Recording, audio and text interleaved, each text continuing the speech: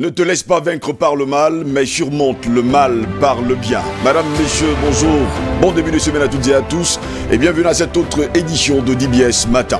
Au cours des 2 heures à venir, nous allons vous entretenir justement avec le meilleur de l'information. N'oubliez surtout pas, une nouvelle semaine a commencé, une est terminée. On espère tout simplement que celle-ci va vous apporter le bonheur et surtout un peu d'espoir parce que il faut préciser par ailleurs que c'est l'espoir qui nous fait vivre. Même 2 mousquetaires sont déjà là sur ce plateau ce matin. Mangue Vernachus, good morning. Good morning, Steve. How was it? Steve, I'm fine. Comment était le week-end? The weekend was good. It was a good one, at least. Was a good one. It was a good one.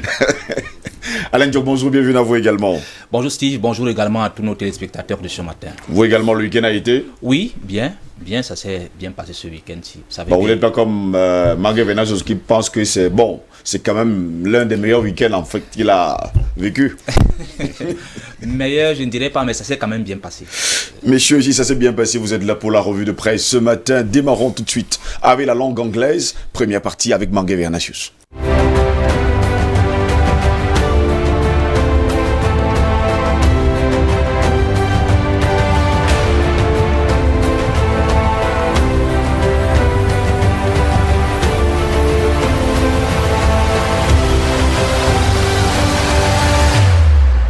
For this Monday, the 15th day of June 2020, the Guardian Post newspaper opens with the Guardian Post Achievement Award, in which Prime Minister Dion Ngute was voted 2019 Man of the Year. On pages 6 to 7, the paper says Judith Yasonde Achidi emerges Woman of the Year, while Motaze, Chief Tabetando, Fu Callistus, Cyrus Ngo, Professor Ufe Chinje, Honorable Awudu, Mo Sylvester, Dr. Chia Safa, and others were equally recognized as having distinguished themselves in 2019. Anglophone crisis, Dr. Nick Ngwanyam reiterated the call for confederation as a solution, saying a unitary system of government, decentralized system, and federal forms of government will not help Cameroon out of the current crisis. And in this obituary, the paper on page 3 talks of the passing on of the star Makusa singer Ngeya Larut, who died yesterday, Sunday. We take the Post newspaper that opens with the information that the Human Rights Watch is on government's neck over healthcare solidarity fund, asking where the money healthcare institutions have been paying into the solidarity fund for 27 years have gone to. Then over in the Diocese of Boya on page 2, the paper says shake-up at Catholic University Institute of Boya steers social media uproar with Professor Ngo in and Fadankeze out. And then on page 11, the paper tells us that the COVID-19 hits Fecafoot headquarters with 15 staff testing positive. The Sun newspaper with focus in the Catholic Diocese of Boya says mighty storm sweeps through Boya Diocese with Bishop Bibi dismantling the untouchable. Professor Julius Ngo comes in as new Catholic University Institute of Boya president, and Fadankeze fights back. Still in the southwest region, Limbe remembers Rodani Mbua Mokoke, fallen mayor of Limbe. And in education, Sase College to return to their campus next academic year. On page 2, the paper says, BIA acclaimed for maintaining special youth plan envelope in a reduced 2020 state budget. We take the Cameroon Insider bi-weekly newspaper on COVID-19 that talks of newly created specialized centers that go operational. On page 3, the paper asks why markets and business centers resist COVID-19 barrier measures. The Prime Minister says attention must hence be paid to these areas that attract large crowd. We leave Cameroon Insider and we take The Advocate newspaper that tells us that Bishop Bibi asserts authority over the Catholic University Institute of Boya and makes first major shake-up in 10 years. He appoints Professor Julius Ngo as president and replaced Reverend Fadankeze, who fights back. On page 2, the paper informs us that 3 MPs resign in June session of Parliament. We take the Median newspaper that has their focus today with renewed killings and terror, asking if Manyos resort to juju to destroy Amber has backfired as indigents in the diaspora urge elites and chiefs to apologize, dismissing their decision as brazen, insane, misguided, and arrogant. The paper on page 5 says many Manyu sons have run to the defense of the elite and chiefs. Still on page 5, after burial of Mamfe Mayor, 5 civilians brutally killed in Eshobi in Mamfe. Then ruling back COVID-19, BIA provides 100,000 protective kits for health sector workers. And then evoking illegal detention, UN urges BIA to free Amadou Vamolke, one-time Director General of State Broadcaster, the CRTV. We take the Horizon newspaper that tells us that the US pledges to support Wazizi's lawyers in their quest for justice. And in their inside pages, we read of 2 soldiers arrested with close to 400 kilograms of pangolin scales in Yaoundé. On the Anglophone crisis, the outgoing US ambassador accused of going soft on Amber atrocities. And with the press under attack, the paper tells us that the kidnapped Anglophone freelance journalist is charged with act of terrorism by Yaoundé military court, as we read on page 3 of the Horizon newspaper. The Star newspaper, talking about the shake-up at the Catholic University Institute of Boya, says Professor Ngo replaces Fadankeze as president. And still in education, the Ministry of Secondary Education publishes a timetable for 2019-2020 public exams. And over in Manyu Division, despite Juju oath, 5 youths brutally killed by Amber boys in Eshobi in Mamfe. And in Limbe, the Limbe One Council will now demolish all poultry and pigsty located within human habitation. The new move would take place as soon as possible. We read that in the Star newspaper. We take the Herald Tribune newspaper that tells us today how and why Prime Minister Dion Ngute won the 2019 Man of the Year award. Judith Yasonde Achu also voted 2019 Woman of the Year. Other laureates include Louis Paul Motaze, Emmanuel Nganu Njumesi, Felix Mbayu, Senator Tabe Tando, Honorable Njingwa Mosa, Mo Sylvester, Chi Asafo, and others. The Eden newspaper talks of earthquakes from the pulpit with sweeping changes at the Catholic University Institute of Boya, sparking joy and anger as Professor Victor Ngo replaces long-serving Fadankeze as president with new board of trustee named. The government-owned Cameroon Tribune, talking about fighting COVID-19, says Paul Biya goes with the medical corps as he offered working materials and a medicalized ambulance to the staff involved in fighting the pandemic. The gifts were handed last Friday by the Minister of Territorial Administration, Paul Atanganji, to the Minister of Public Health. Constitutional Counsel Joseph Owona, in office, appointed on the April 15th, the University Don took the oath of office last Friday, June 12, during a Congress of Parliament. Steve, we end out of Cameroon with the Vanguard newspaper that tells us in Nigeria that the men of the Ogun State Command of the Nigerian Police have arrested an ex-convict for robbery related to offenses within Abado area in Ifo local government area of the state. And the paper tells us that the suspect was arrested on the 9th of June 2020. Steve, these are some of the information that we have on Cameroon and Africa.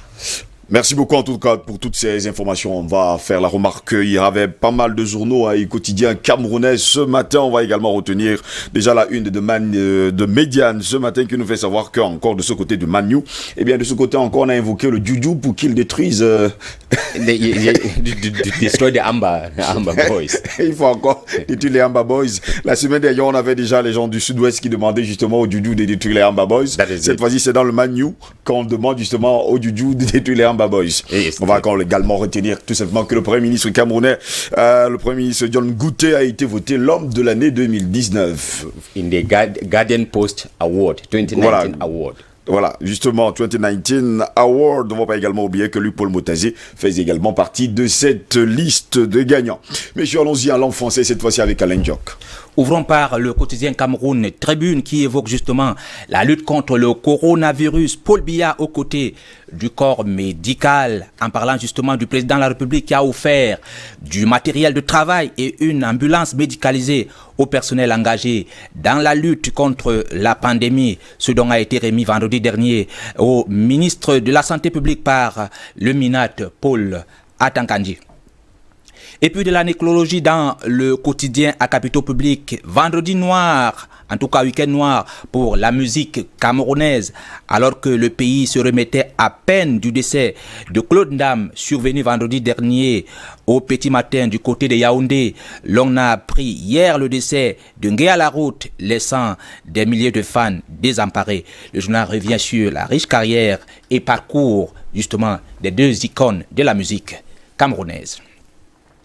Pour le quotidien Info Matin, Paul Biya arme le personnel de santé en évoquant justement ce don spécial au Minsanté et remis par Paul Atankandji au nom du chef de l'État. Ce don est donc constitué de 100 000 masques chirurgicaux, 20 appareils respiratoires, 700 combinaisons de protection, 700 paires de gants, 700 lunettes de protection et 700 calottes ainsi qu'une ambulance médicalisée, nous renseigne donc Info Matin de ce jour.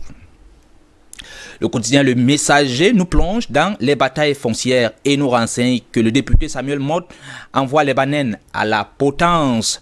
Selon le journal, prenant fait et cause pour le gouvernement qui veut s'accaparer des terres de Yingui au mépris de la loi, les députés d'UNCAM surfent, selon le journal, sur la récupération politique. Quant au journal Singan, il évoque la criminalité à l'hôtel de ville de Monatélé qui a été incendié. Selon le journal, à 3 jours de la réception des travaux, un pan de l'immeuble nouvellement construit a été rasé par les flammes dans la journée d'hier, en plein séjour d'une mission du contrôle supérieur de l'État intéressé par la gestion controversée de l'ancien exécutif municipal. Tout cela est à lire dans le journal Singan de ce jour.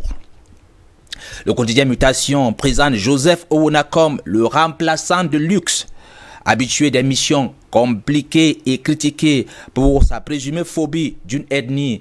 L'enseignant d'université fait donc son entrée au Conseil constitutionnel au crépuscule du long bail du chef de l'État avec l'étiquette du joker du pouvoir. Le journal Intégration parle justement des éléphants blancs du gouvernement en évoquant justement les hôpitaux de campagne livrés depuis un mois non fonctionnels alors que la contamination communautaire monte en puissance. À en croire le journal, les batailles de procédure et l'appât du gain entre les administrateurs plombent donc la mise en service de ces infrastructures. Le journal Repère plutôt acerbe ce jour avec le DG de l'AMT qui célèbre 3 ans d'imposture. Selon le journal, Philemon Zozamé a fêté avec faste ses 3 ans à la tête de l'agence des régulations des télécommunications le 8 juin. Une période pourtant masquée par un profond malaise du personnel, un déficit managérial, source féconde de déchirement avec l'ancien président du conseil d'administration. Le quotidien de l'économie donne la parole à Emmanuel Taïli de dire ce qu'il pense du JICAM et de son président.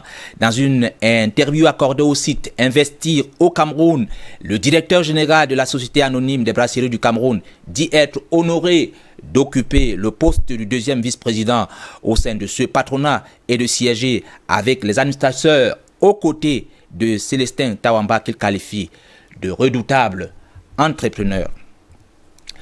Direction le Gabon avec le journal L'Union qui nous renseigne que le budget est au régime minceur.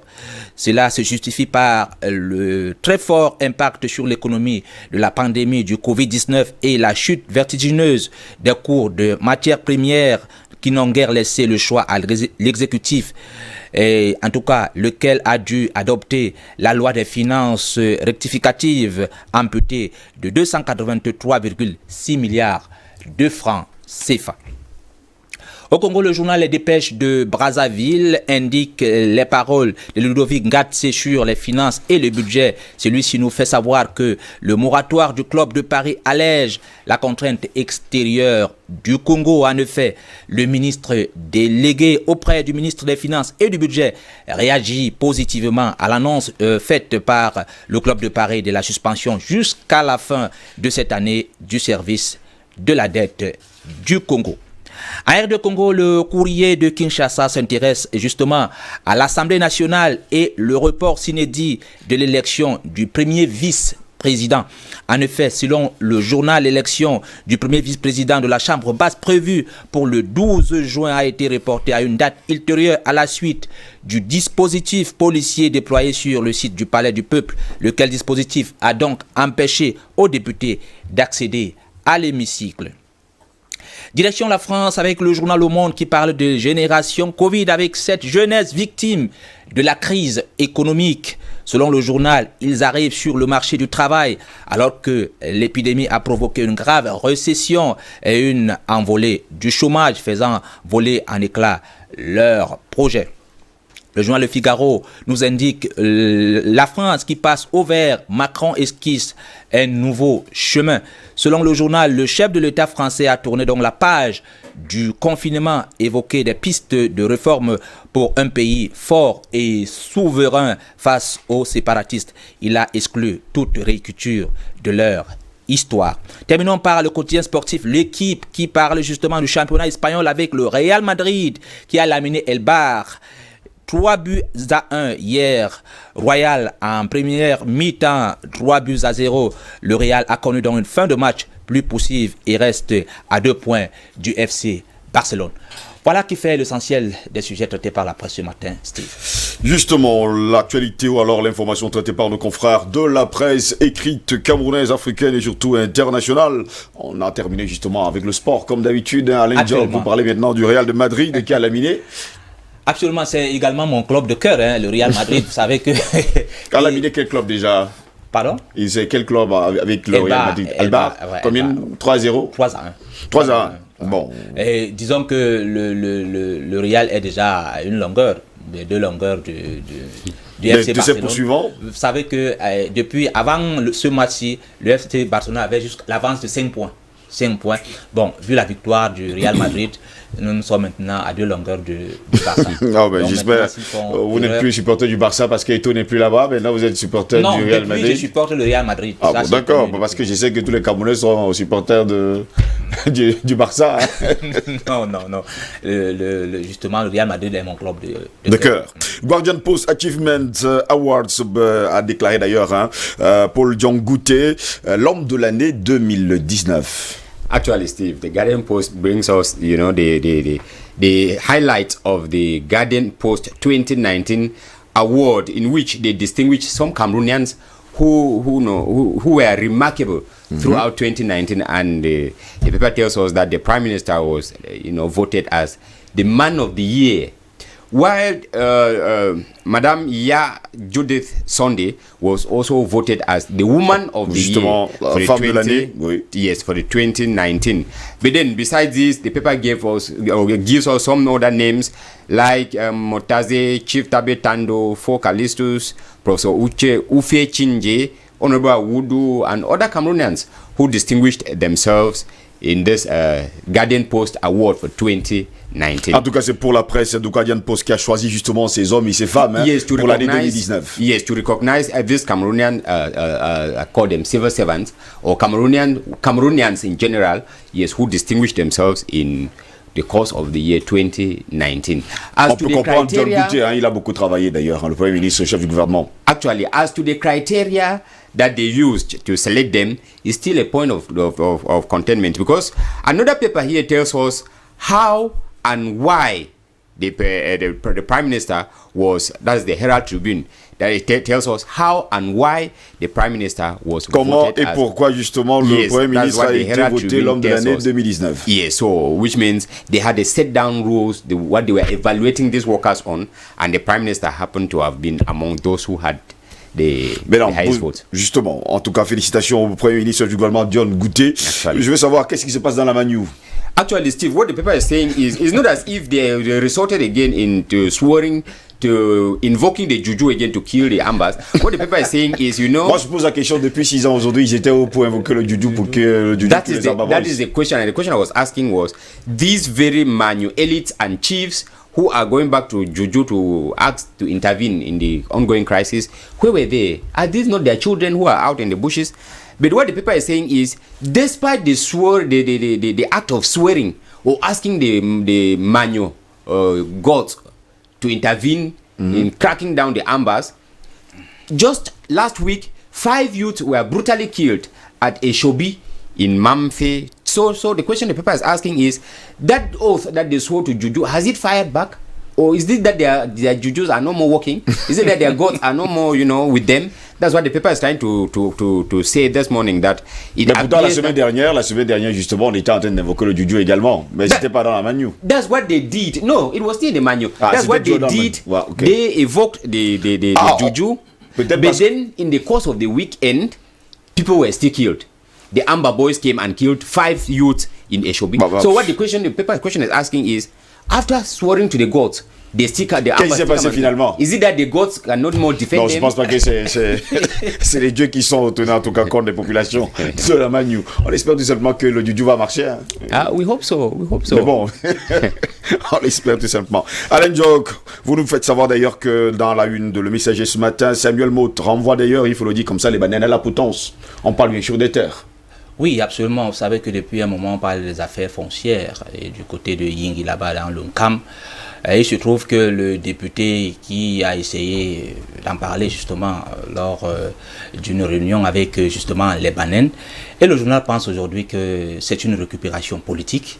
Et ça, je ne sais pas, je n'ai pas tous les arguments nécessaires pour contrarier ce que le Messager est en train de parler ce matin. Mais tout porte à croire quand même que un député du RDPC est complaisant, peut être complaisant sur cette affaire parce qu'il est déjà partisan au départ.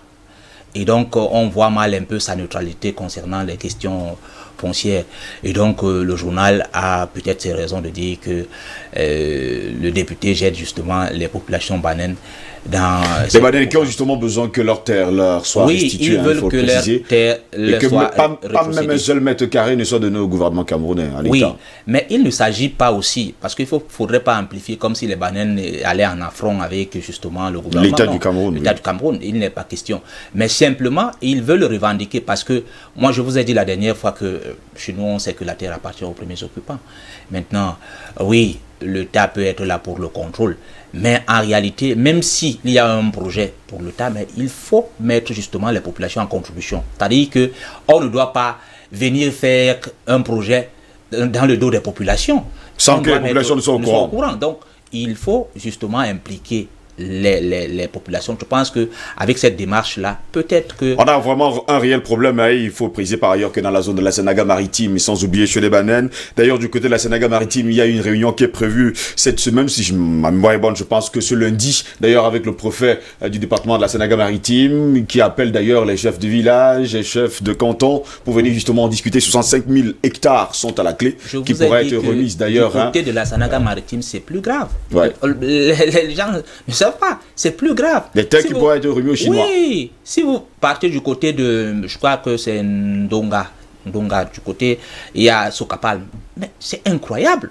C'est incroyable. C'est-à-dire, c'est presque la guerre tous les jours avec Sokapalm et les populations. À chaque fois, la société ne fait que progresser. Et pendant ce temps, on ne sait pas à quel moment cette terre lui soit rétrocédée. C'est compliqué. Donc, je crois que quelqu'un disait sur ce plateau une fois que vraiment cette affaire-là risque de créer des émeutes au Cameroun si on ne fait pas très attention. Parce qu'on ne peut pas comprendre que les gens viennent sous, je ne sais pas, parce qu'ils sont nantis, ils sont des multinationales, et en ce moment-là, ils doivent récupérer les terres de nos ancêtres. Ça devient compliqué. Très compliqué. Steve, I think this issue, when you look at it keenly, you see that there is the hand of some misguided elites and chiefs from this very locality who court with the government, and you find them doing this and it goes. It's not as if the government comes in and automatically does that. When you trace it very well, you will see the elites, you will see the chiefs Justement. You have a chief in it who stands out as the authority. And when he stands out as the Oui, mais authority, parfois même le chef n'est pas impliqué. Hein. this may be what we know, but when you go behind, Mais les villageois you parfois ne sont understand. pas également impliqués. That parce is qu'à it. la- These la chiefs and limite- elite, they don't consult the villagers. That's what they do, because they are doing it for their private motives. They do it for their private motives, not because they are doing it for the interest of the village, for the interest of the villagers, but they do it because they have cornered you with some envelope and it goes. Et justement, c'est ce qui se passe en tout cas sur le triangle national Cameroun. On espère tout simplement que les baleines vont récupérer les terres et que tous ceux-là qui sont du côté de la Sanaga maritime, hein, leurs terres ne seront pas vendues, alors bradées d'ailleurs du côté chez les Chinois. Messieurs, merci d'avoir été des nôtres ce matin. On espère vous avoir demain pour une nouvelle édition de votre revue de presse. Passez une très bonne journée. Je vous souhaite d'ailleurs bon début de semaine. Tout de suite maintenant, nous prenons la chronique de Hervé Moukouri.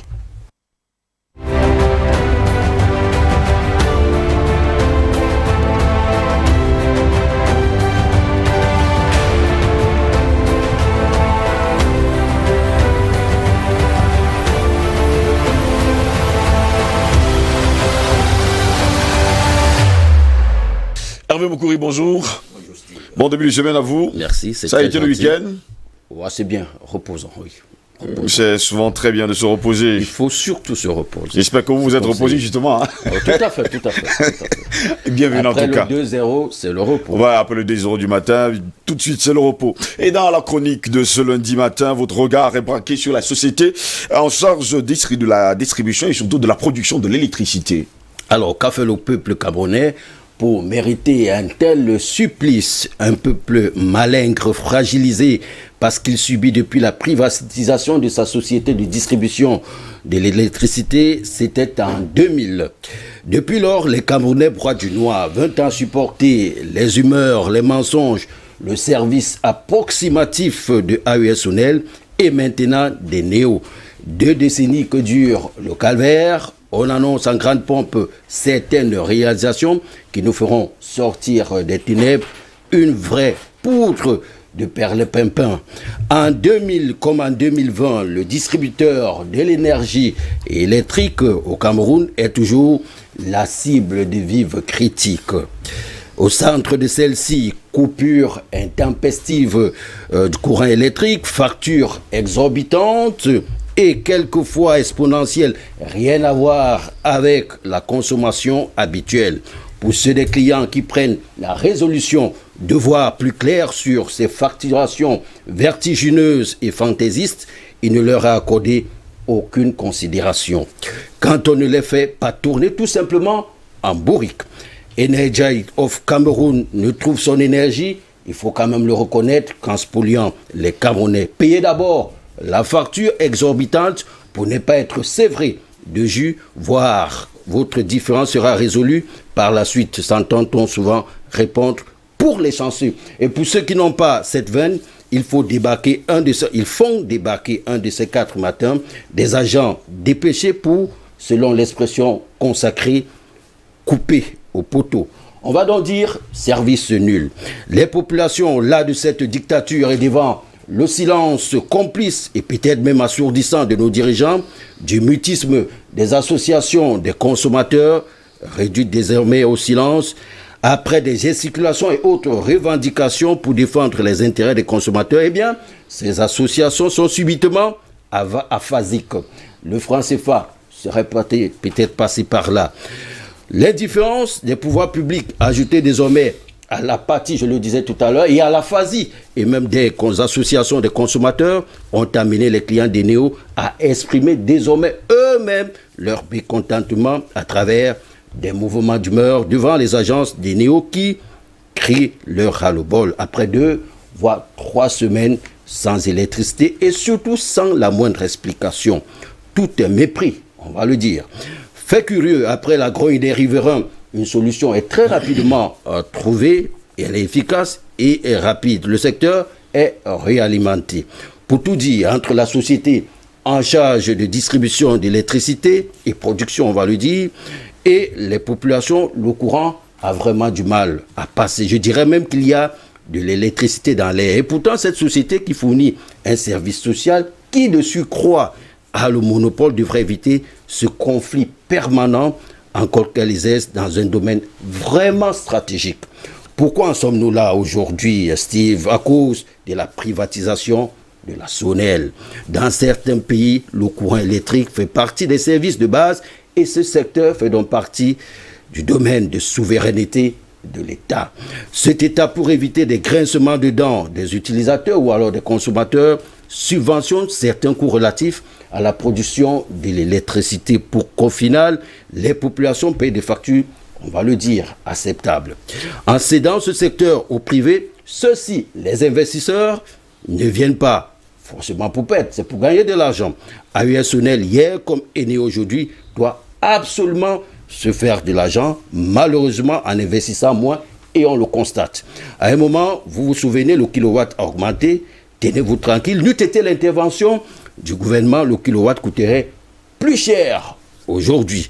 Le gouvernement s'était donc engagé à apporter un soutien financier substantiel à Eneo, sauf que les arriérés accumulés commencent à vexer les dirigeants d'Eneo qui, pour, dirons-nous, régler leurs comptes, procèdent à des politiques curieuses dont la dernière remonte encore à quelques mois. L'objectif est d'amener les clients dont les puissances ont été revues à la hausse à payer une facture de régularisation.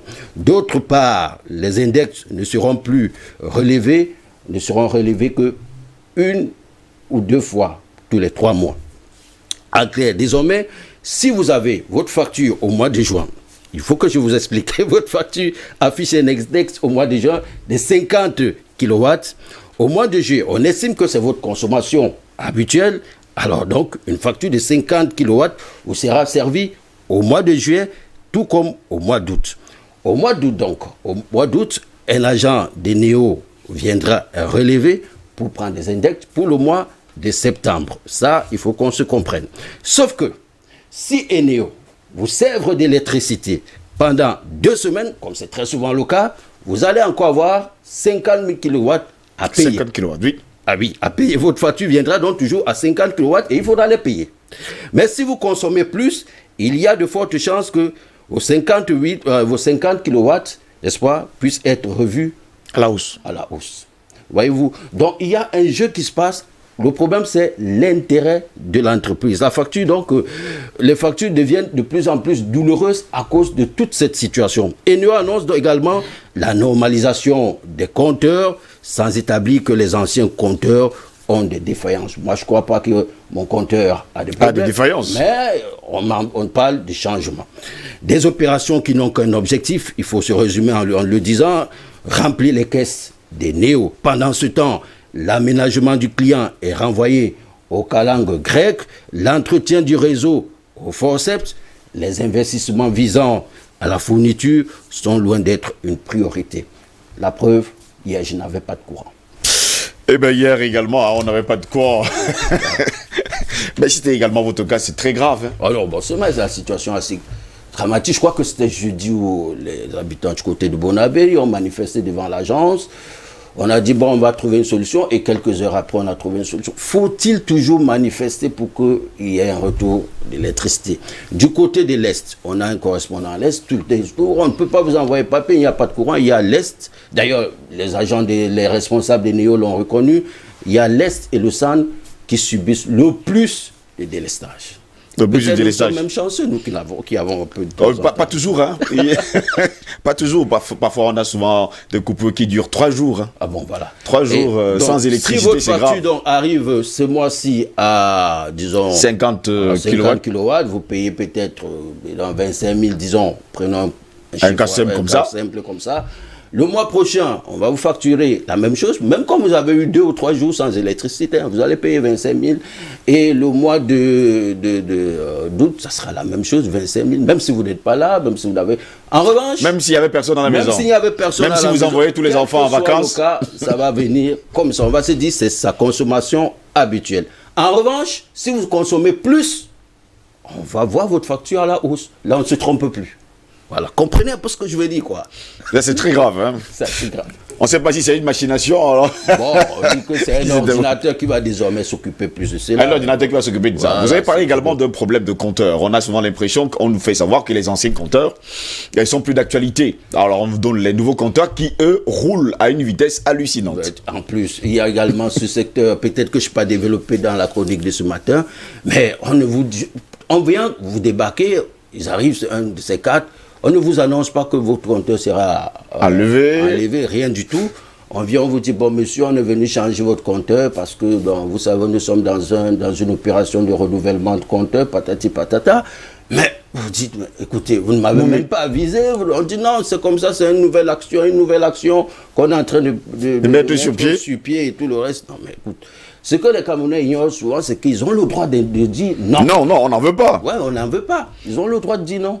Mais très souvent, on accepte de manière passive et puis on se dit, bon, c'est... Bon, ça arrive souvent. Bon, vous voyez, de plus en plus sur les réseaux sociaux, on voit même déjà des mamans commencent à prendre des machettes et dire aux gens, écoutez... Oui, mais on a vu une maman qui a fait le tour des réseaux sociaux il y a quelques mois encore. C'est une expression de ras-le-bol. Voilà. Elle dit, si tu viens couper... Tu vas descendre. Tu vas descendre avec ce couteau. Voilà. Et elle avait la machette dans la main. Elle était assez Il y a encore une autre dame qui a demandé des mains à son fils. Apporte-moi la machette. Voilà. Il avait demandé où là? C'est une expression de ras-le-bol. Elle a attrapé le pied et puis elle a dit, je vais te couper le pied, descends là. Et heureusement, ces agents, ils sont assez gentils, ils descendent. En fait, ils sont pas gentils parce qu'ils savent le risque auquel ils sont exposés. Moi, je crois qu'il y a des gens quand même très nerveux déjà. Et parce qu'ils vous ne pouvez pas imaginer, je vais vous raconter une histoire à Massouk. Quand vous parlez de Massouk, on vous parle de son loulou, là où est produit justement l'électricité. Vous imaginez, les populations peuvent rester 3 mois sans électricité. Alors un matin, les jeunes sont arrivés au village avec des machettes. Et ils sont justement arrivés à ce barrage pour demander qu'est-ce qui se passe. Le barrage est à un jet de pierre. Même pas un jet de pierre à quelques mètres. C'est même pas un jet de pierre. Je vous parle d'un village qui produit l'électricité, mais ce village n'a pas l'électricité. Il fallait sortir avec les gourdins, les machettes, pour que finalement on leur dise, bon ok, on a compris, on va faire le nécessaire. Autre chose également, je vous dirais, il n'y a même pas un lampadaire, je vous dis un seul, entre Massouk et Sombengue, entre Sombengue et Pouma, encore entre Sombengue et Nkongambéal. Si vous allez de ce côté-là, vous ne trouverez pas de lampadaire. Mais je vous dis que entre Massouk et Ngambé, c'est juste, je ne sais pas comment je peux vous dire ça. Juste, je ne sais pas, un jet de pierre. Mais il n'y a pas d'électricité, il n'y a pas de lampadaire, il n'y a rien. Voilà le pays dans lequel on se trouve. En tout cas, merci Hervé Moukouri d'avoir été là ce matin pour votre chronique. Ça, c'est la dure réalité, en tout cas, de l'électricité au Cameroun. Tout de suite, et maintenant, nous entrons dans le débat.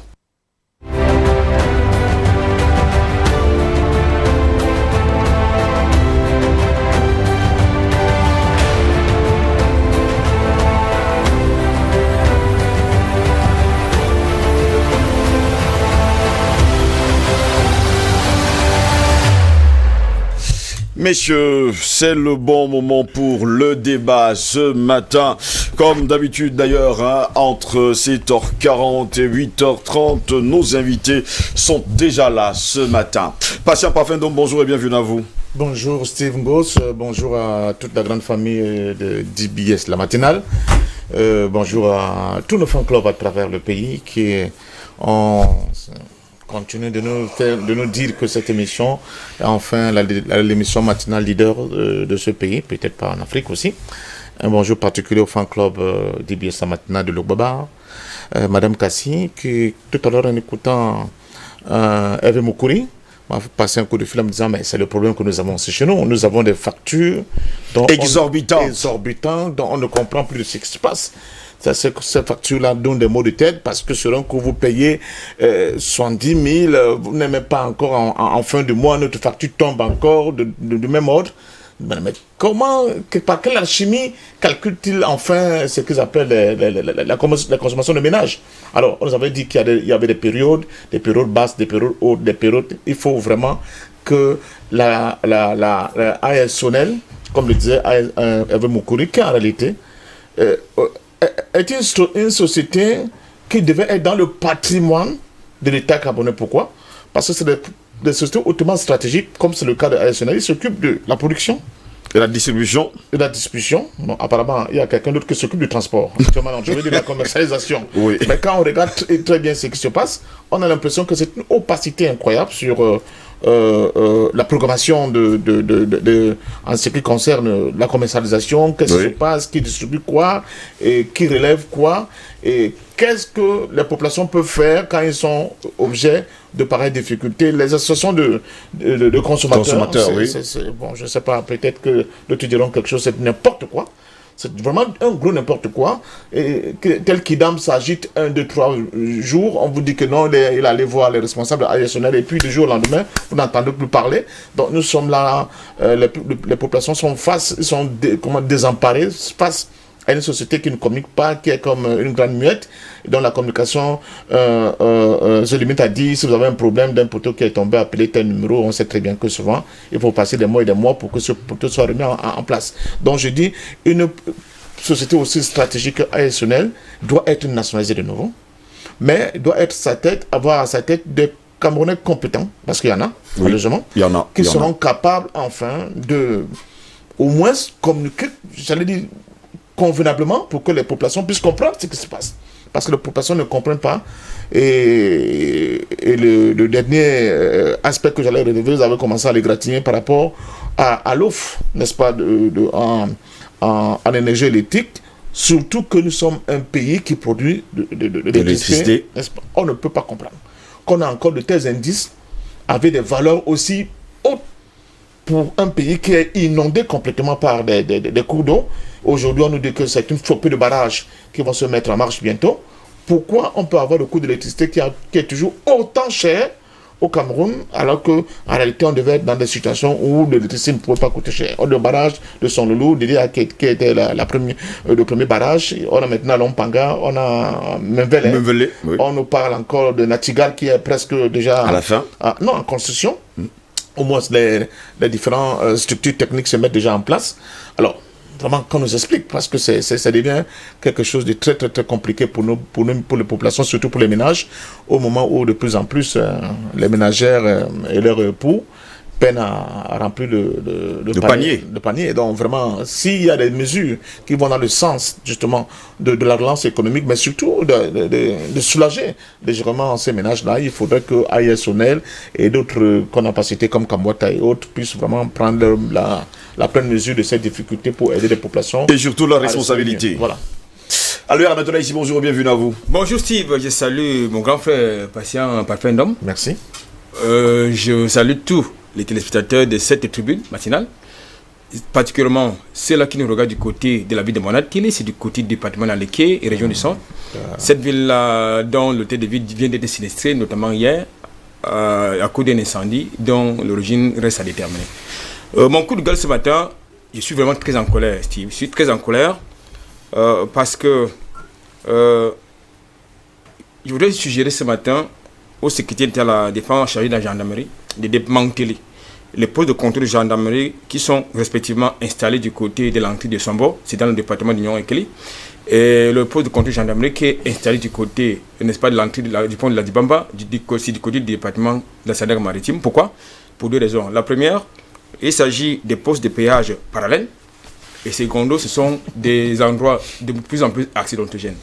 J'ai failli mourir hier du côté de Sombo. Pourquoi? Parce que un gendarme, quel que soit son grade, ses fonctions, lorsqu'il est dans l'exercice de sa fonction sur l'axe lourd, doit pouvoir respecter les règles élémentaires de sécurité routière. C'est-à-dire que lorsqu'il interpelle ou verbalise des camions semi-remorques ou des gros porteurs, il doit s'assurer que dans leur manœuvre, les chauffeurs de ces camions respectent les règles de sécurité routière. Vous ne pouvez pas interpeller des voitures qui viennent dans les deux sens de la voie alors que vous êtes de l'autre côté de la route. Il doit également s'assurer que les usagers préalablement verbalisés ou interpellés aient dégagé la voie, parce que autant qu'à cet endroit, il y a l'étroitesse de la route et on ne peut plus extraordinaire. Moi j'ai failli mourir avec d'autres passagers. Pourquoi? Parce que au moment où nous étions derrière un camion, subitement, comme ils ont l'habitude de faire, ils ont subitement interpellé ce camion-là qui s'est engagé dans une manœuvre maladroite, et pour éviter la cale, on s'est engagé à gauche, on s'est retrouvé face à face avec un bus du compagnie de voyage, de l'agent de voyage de la place. Donc, pour chuter, je voudrais rappeler à ces gens-là qui arbore, n'est-ce pas, les attributs de l'autorité de l'État. Que tout exercice, je veux dire, tout pouvoir implique beaucoup de responsabilités, pas seulement en termes de droits, mais surtout en termes de devoirs et d'obligations. En tout cas, tout pouvoir mérite également beaucoup de responsabilités. Docteur Yamtimba, bonjour et bienvenue à vous. Bonjour, monsieur Ngos. Merci de m'avoir invité sur votre plateau. Bon début de semaine à vous. Merci, c'est gentil à vous de même. Et à tous nos téléspectateurs. Et à tous nos téléspectateurs. Messieurs, ces derniers temps-ci, sur le continent africain et au Cameroun en particulier, on parle énormément et toujours de la vacance du pouvoir. À gauche et à droite, des partis politiques, la société civile, les hommes d'affaires, les hommes au pouvoir, tout le monde parle bien sûr de la vacance du pouvoir.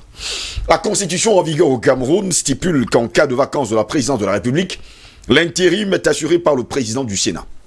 Et si ce dernier est à son tour empêché, il est suppléé par son vice-président actuellement, Aboubakari Abdoulaye.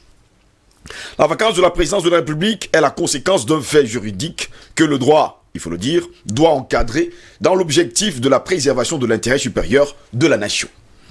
Les dispositions de la Constitution camerounaise qui traitent de ce cas se trouvent dans l'article 6, alinéa 4 du texte fondamental. On le sait pertinemment que si le chef de l'État n'est pas là aujourd'hui et que c'est le vice, disons-le comme ça, le président du Sénat prend le pouvoir, on doit organiser les élections entre 20 jours au minimum et 120 jours tout au plus. Messieurs, les pratiques constitutionnelles dans les pays d'Afrique noire francophone sont, il faut le dire, remplies de cohérence et d'incohérence. À quoi servent justement les constitutions africaines? C'est l'une de nos interrogations. Depuis la fin des années 1980, on a vu l'Afrique connaître sa seconde phase de démocratisation, nous avait-on dit. La démocratie a été innocentée et libérée pendant que le monopartisme de cette époque était mis en accusation et surtout condamné. La constitution africaine avait-elle été pensée selon le modèle africain? Voilà encore une autre interrogation. Les constitutions africaines ne sont-elles pas un mauvais copier-coller de l'Occident? Vous posez encore la question, quelqu'un me posait la question encore hier. Il me disait, c'est un mauvais copier-coller de l'Occident. Votre réaction, docteur Yamtimba? Réaction à quoi? Constitution ou à la vacance du pouvoir au Cameroun? Commençons par la vacance du pouvoir déjà au Cameroun. Écoutez, ce qu'il faut savoir, c'est que au-delà de tout, on a quand même des dispositions juridiques précises, claires, qui concernent la vacance du pouvoir. Ce n'est pas une vue de l'esprit. Oui. Ce n'est pas un problème de conception personnelle, ce n'est pas un problème d'attitude personnelle ou de vision personnelle. La loi encadre ce qu'on appelle la vision de la vacance du pouvoir. Au Cameroun, l'article de la Constitution que vous avez cité, à savoir l'article 6 alinéa 4, dit clairement qu'il y a dans 3 cas, il y a 3 situations qui créent une vacance de pouvoir. Il y a le décès du président de la République, puisque c'est de lui que nous parlons, du président de la République, il y a sa démission et il y a un empêchement définitif. L'empêchement définitif peut avoir beaucoup de choses. Il peut tomber malade, etc. Voilà. Donc, ces 3 cas spécifiés par le législateur amènent une procédure, parce que ce n'est pas tout le monde qui constate la vacance du pouvoir. Ce n'est pas tout citoyen lambda. C'est le président de l'Assemblée nationale. Il n'y a que lui qui peut demander que soit constatée la vacance du pouvoir. Et l'autorité qui constate la vacance du pouvoir, c'est le Conseil constitutionnel. Et il ne peut être saisi que par le président de l'Assemblée nationale. Et lorsqu'il est saisi par le président de l'Assemblée nationale, la vacance du pouvoir est constatée à 2/3, le Conseil constitutionnel statue aux 2/3 de ses membres. Donc, il faut que 2/3 des membres du Conseil constitutionnel témoignent, déclarent, reconnaissent que là, le président n'est plus là, ou n'est plus en mesure d'exercer le pouvoir. Et il n'y a que le président de l'Assemblée nationale qui peut dire « Allez regarder cette affaire ». Après, les éléments de qui remplace, qui ne va pas remplacer, comment on organise les élections par la suite, c'est périphérique à notre débat de ce matin. Oui. La question de fond, ou les 2 questions de fond, sont celles d'abord, est-ce qu'il y a une loi, est-ce qu'il y a des dispositions légales qui précisent ce qu'on appelle la vacance du pouvoir? Je crois que nous venons de répondre à cette question. La deuxième question, qui est subséquente à la réponse à la première, c'est qui a le droit de demander le constat de la vacance du pouvoir. C'est là où il faut faire très attention. Lorsque la loi dit quelque chose de précis et que vous faites exactement le contraire de ce que la loi dit, Ce n'est plus la loi. non, pire, vous venez d'enfreindre la loi. Vous venez de l'enfreindre. Parce que, attention, ce qui est permis, c'est une chose. Ce qui est défendu, si vous faites le contraire, ça veut dire que vous êtes en train d'enfreindre la loi. Et je vois beaucoup de personnes s'amuser à ignorer ces dispositions, comme d'ailleurs on ignore beaucoup d'autres dispositions, comme certaines dispositions électorales ont été ignorées il y a l'année dernière, ou il y a 2 ans. Les gens s'amusent à ignorer les dispositions de la loi et mettent le feu au Cameroun. Parce que M. Lambda ne connaît pas ces dispositions de la loi. Et il pense que n'importe qui peut se lever et dire « je voudrais qu'on constate ou non la vacance du pouvoir ». Messieurs, les mécanismes de dévolution de pouvoir au Cameroun sont très bien connus. Et la question, cela nous ramène à la question, justement, vous le parliez, à la fois des constitutions africaines et de la démocratie. Ici, on dira, dans tous les cas, il y a quelque chose qui existe. Nos constitutions sont de qualité moyenne, très moyenne, parce que on pourrait faire mieux, on pourrait mieux structurer nos lois fondamentales en s'inspirant de la manière dont nos ancêtres ont géré les États. Et je crois que c'était beaucoup plus rigoureux, c'était mieux structuré, c'était plus juste, plus équitable que ce que nous avons dans ces constitutions. Mais alors, il reste quand même que nous avons tout de même des textes auxquels, pour le moment, nous devons nous référer. Quand le moment viendra où on sera en mesure de changer les textes qui existent pour faire des choses beaucoup plus authentiques et beaucoup plus sérieuses, Oui. ce moment-là, donnons-nous les moyens d'y arriver. Mais pour le moment, on a quelque chose qui existe et qui encadre ce type d'événement très particulier qu'on appelle la vacance du pouvoir. La démocratie, c'est le respect des lois. La démocratie, c'est pas le bavardage. La démocratie, c'est pas de dire tout le temps ce qu'on pense. La démocratie, ce n'est pas de dire tout et n'importe quoi. Pire quand on est censé être l'une des personnes qui maîtrise le mieux de quoi il est question.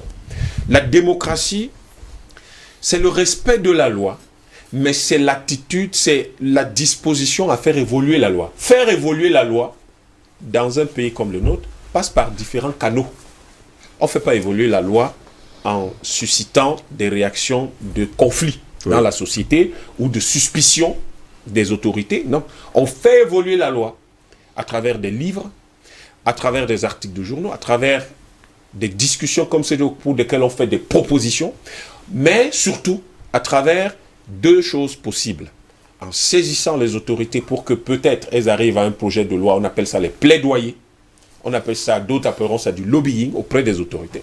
Ou alors, en saisissant, quand on n'est pas soi-même au Parlement, à l'Assemblée nationale, en saisissant des députés pour que ces députés-là développent, ou on peut même leur proposer Donc déjà cela signifie forcément que proposition de loi. Un citoyen qui a besoin de constater la vacance du pouvoir passe par les députés ou encore par l'Assemblée nationale ou par le président de l'Assemblée nationale. Qui lui va constater. Il peut éventuellement, il peut s'adresser au président de l'Assemblée nationale parce qu'il est le seul qui déclenche la procédure. C'est lui qui déclenche la procédure. Il peut éventuellement le saisir, mais en réalité, la vérité est qu'on ne saisit pas le président de l'Assemblée nationale, parce que c'est aussi ça d'autre chose. On ne saisit pas le président de l'Assemblée nationale pour lui dire ce qu'il a à faire, qui est prévu par la loi. Ça, vous ne pouvez pas le faire. Vous pouvez saisir le président de l'Assemblée nationale pour lui soumettre pour l'amener, dans le cadre d'un plaidoyer, d'un lobbying, pour l'amener à déposer sur la table une proposition de loi. Sauf que le constat de la vacance du pouvoir, ce n'est pas une proposition de loi. Si vous dites qu'on peut saisir le président de l'Assemblée nationale pour qu'il aille, pour lui demander de déclencher la procédure de constat de la vacance du pouvoir, c'est comme si vous pouvez le saisir pour lui demander de déclencher, par exemple, une affaire interne ou une enquête interne chez lui. Non, vous n'avez pas à ça. Il y a un règlement intérieur, il y a une organisation du fonctionnement de l'Assemblée nationale et il faut respecter ça. Et la démocratie, il faut qu'on le répète 10 000 fois, c'est le respect des lois. Respect des lois. On vous a bien suivi. Patient parfait, donc jusqu'à preuve du contraire, certaines personnes font savoir, depuis un bon bout de temps, qu'il y a 3 vieillards, justement, qui gèrent le pays. Et que si les 3 vieillards disparaissaient, il y a un problème qui va se poser. On parle du président de la République, du président du Sénat, et sans oublier du président de l'Assemblée nationale. Je pense que Yamba brillamment a essayé de planter les décors. Nous sommes là, en fait, ce débat se joue aujourd'hui, parce que nous sommes là dans un virage où les gens pensent que quelque chose va se produire. Oui. Et quand ils pensent que quelque chose va se produire, d'abord, d'autres ne sont pas cachés. C'est la mort du chef d'État. Et d'autres disent même qu'il n'est plus vivant. Donc, il faut restituer, l'environnement dans lequel nous baignons aujourd'hui et qui, justement, a provoqué ce débat.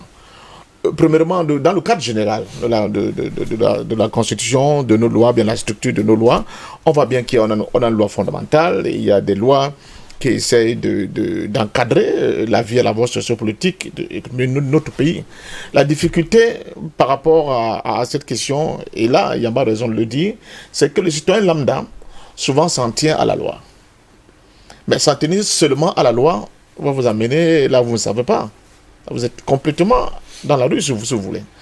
Il faut maintenant sonder que dit les décrets d'application et ceci de la loi. C'est toute une forêt, n'est-ce pas, d'actes juridiques. Donc, il faut être méticuleux avec un professionnel du droit qui est honnête, parce qu'il y a aussi la question de l'honnêteté. Qu'on ne fait pas la politique politicienne, mais quelqu'un qui va vous décrypter exactement tout cet ensemble de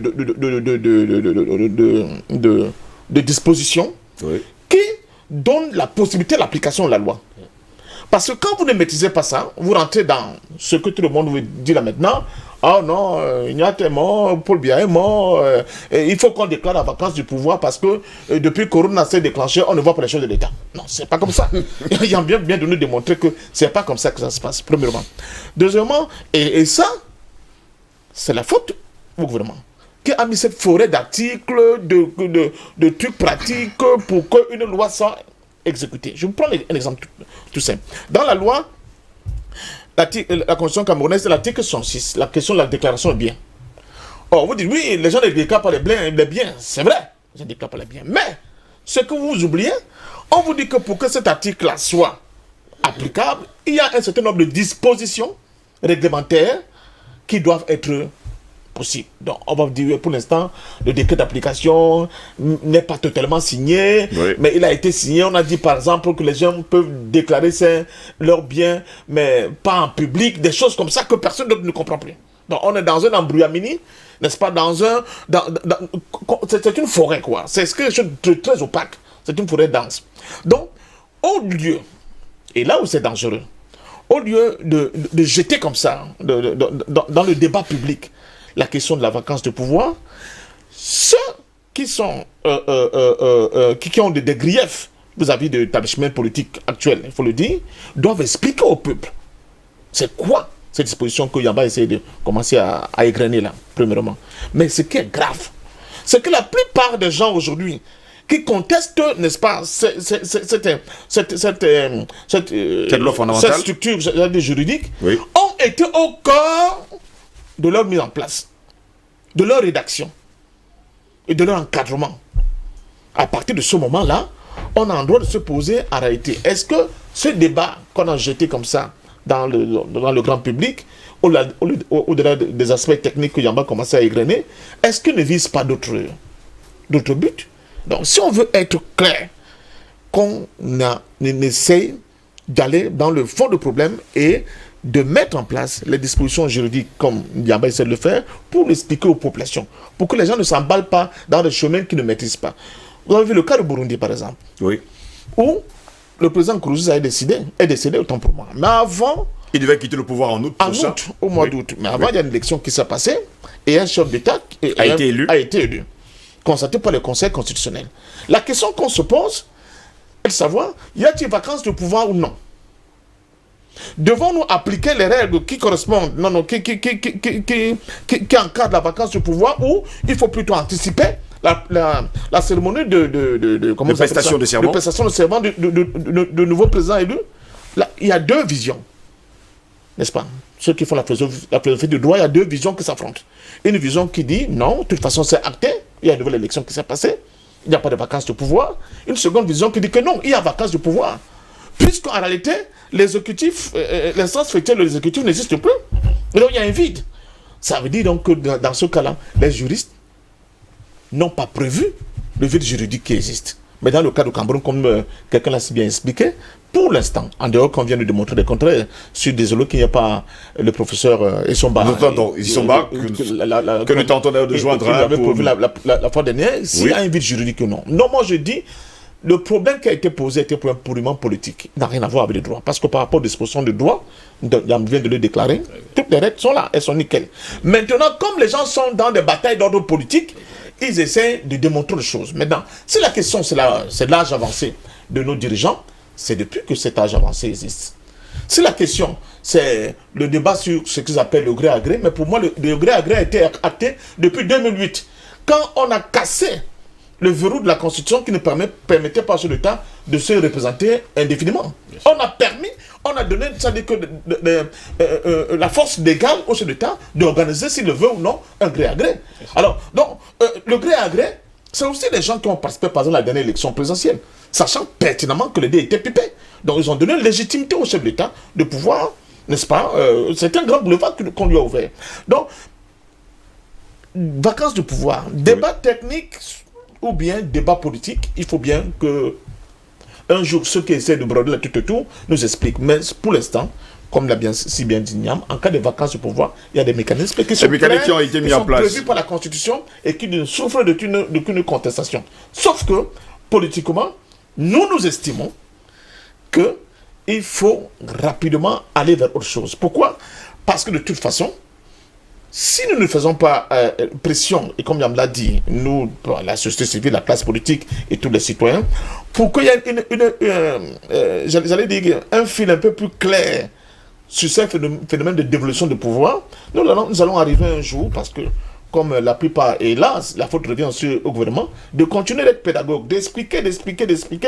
Un jour, on va se retrouver avec une situation où les gens seront dans la rue parce qu'ils vont estimer que ça fait depuis, je ne sais pas, 6 mois qu'ils ne voient pas Paul Biya, ne sont pas où est-ce que Paul Biya se trouve, alors qu'au même moment, les gens vont vous dire que le président de la République a continué à signer des décrets, à prendre des actes, etc. etc. Donc, voilà, à mon sens, la question que ce malaise-là peut présenter, sauf que, comme je l'ai dit une fois de plus, il faut que les gens, surtout qui sont dans l'opposition alors qu'ils étaient aux affaires, et qui ont participé, n'est-ce pas, à la structuration, à la rédaction même, et même comment on dit ça, dans le point de vue des idées à concevoir cette manière, sur le plan juridique, qu'ils aient le courage de venir sur le plateau, expliquer, faire des articles de journaux, expliquer qu'est-ce qui coince, qu'est-ce qui ne va pas, pour que cette question de vacances de pouvoir ne soit pas comme un serpent de mer qu'on ne verra jamais le moment venu.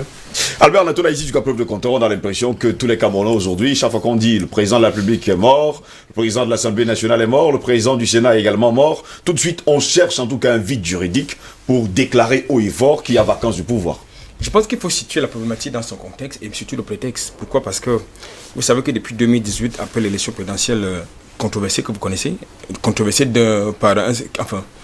qui a connu le ressort que vous connaissez, que vous savez, il y a un débat, il y a certains débats qui ont commencé à germer sur l'espace public, notamment pour que cette formation politique puisse continuer d'exister.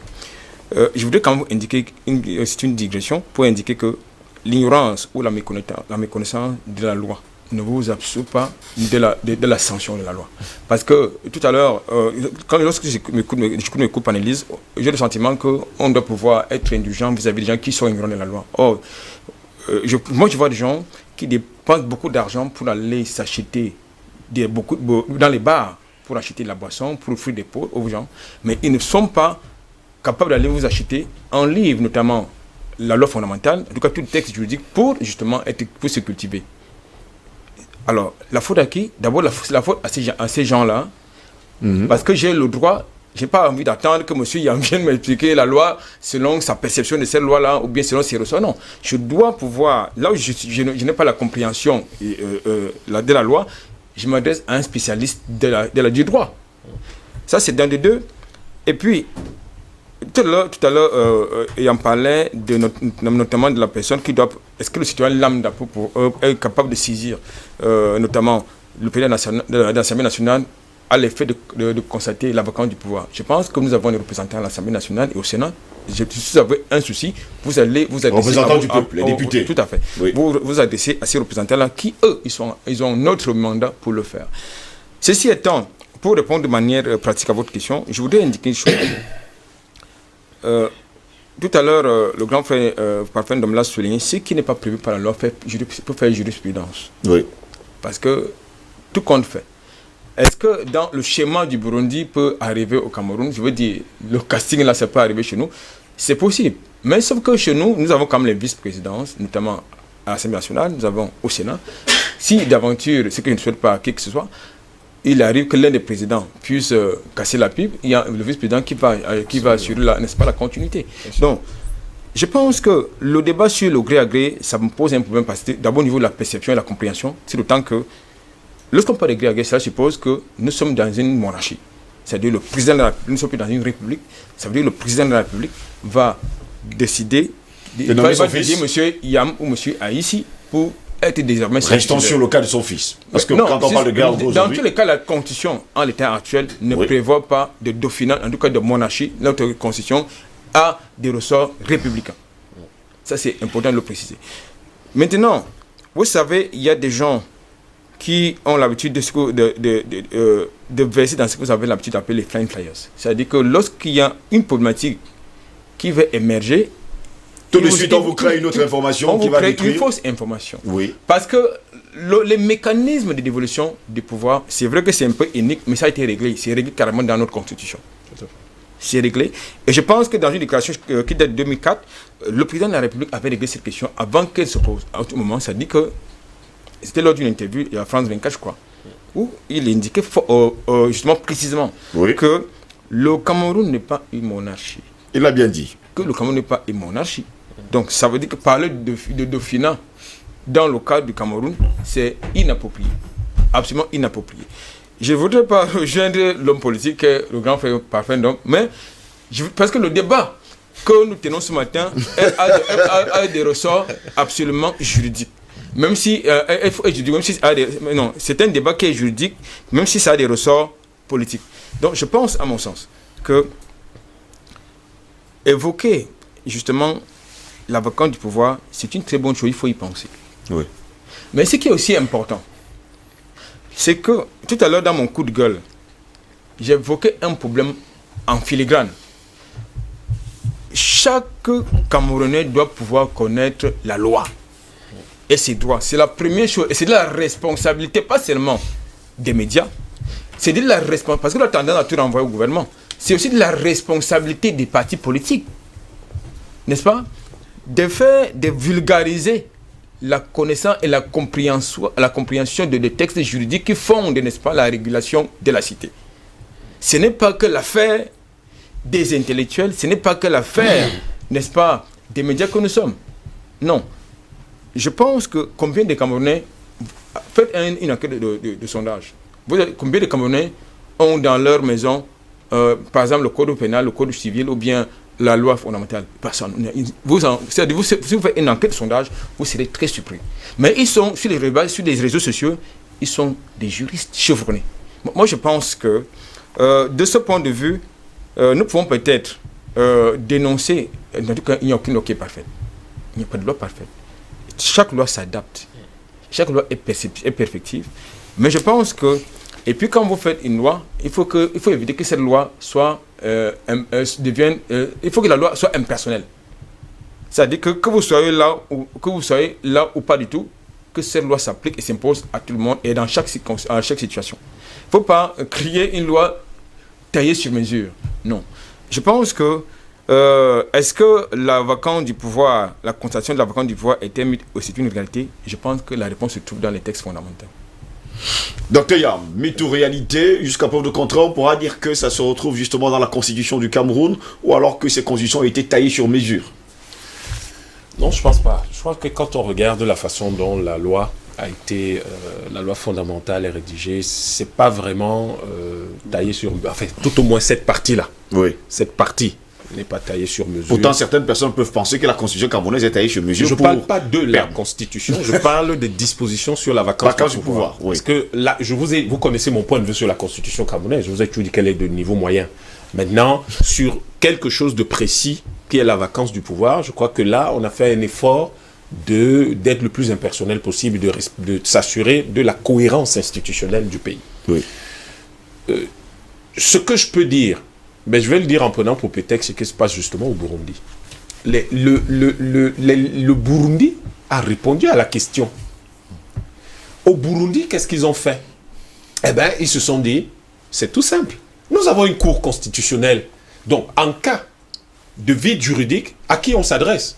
À la cour constitutionnelle.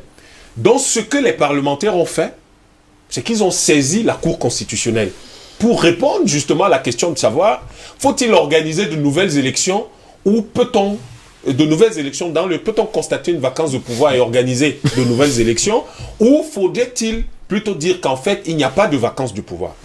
Le Conseil constitutionnel burundais, se fondant sur la constitution du pays, a répondu, a dit, l'esprit de la constitution est qu'il y a vacance de pouvoir quand il n'y a personne qui est choisi par le peuple. Or, il y avait déjà un président choisi par le peuple. La période transitoire était simplement une période de préparation de la prestation de serment, de préparation de la passation de service. Mais il y avait déjà un président qui était élu. Et donc, ils ont décidé qu'il n'y aura pas de nouvelles élections. Parce que tel est l'esprit de la loi. L'esprit de la loi, c'est qu'il doit y avoir quelqu'un. Ce n'est pas qu'il doit y avoir quelqu'un qui est installé au pouvoir. Parce que ce qui vous donne le pouvoir, ce n'est pas la prestation de serment. Votre pouvoir ne vous vient pas des documents juridiques, des documents de passation de service que vous signez. Votre pouvoir vous vient du peuple. Et donc, à partir du moment où le peuple vous a déjà choisi, il vous a donné le pouvoir. Pour quelle raison on va encore lui demander s'il fait? Pourquoi est-ce qu'on va encore faire de nouvelles élections? Voilà comment la réponse que le Conseil constitutionnel a donnée. Est-ce que la question de la vacance du pouvoir, et j'imagine que dans le contexte camerounais, est-ce que la vacance du pouvoir est un mythe ou une réalité? C'est une question essentielle, une question importante. Pourquoi elle est importante? Elle est importante à mon avis parce que le rapport au pouvoir qui s'est créé au Cameroun ces 30 ou 40 derniers, d'ailleurs depuis la naissance du Cameroun, est un rapport difficile. C'est un rapport qui contient beaucoup d'opacité, comme le disait Ndom. Beaucoup d'opacité, mais au fond, il y a à la fois l'opacité liée au système néocolonial, mais il y a en même temps le fait que nous devons nous assurer que l'information, la bonne, soit disponible pour tout le monde et soit connue. Ne dédouanons pas le gouvernement. Il y a tout un ministère qui est chargé, de la communication, mais il y a beaucoup de ministères qui sont censés, dont le rôle, l'objectif ultime est d'élever le niveau de connaissance et de culture générale du pays. C'est leur boulot, c'est pour ça qu'ils sont payés et c'est pour ça qu'ils sont choisis. Entre les ministères en charge des enseignements, de l'éducation, enfin des enseignements, en charge de la communication, de la culture, c'est leur travail. Et tous nos ministères ont des cellules de la communication. Leur boulot, c'est de s'assurer que tous les textes, parce que le gouvernement, lui, ne s'exprime que par les textes, que tous les textes qui sont pris dans leur domaine soient disponibles. Vous savez où on vend le journal officiel dans cette ville?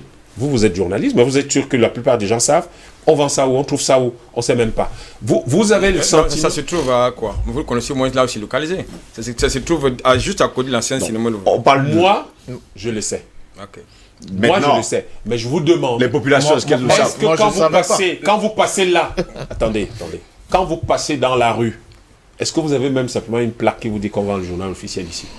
Je l'ai su dans le cadre des recherches que je mène.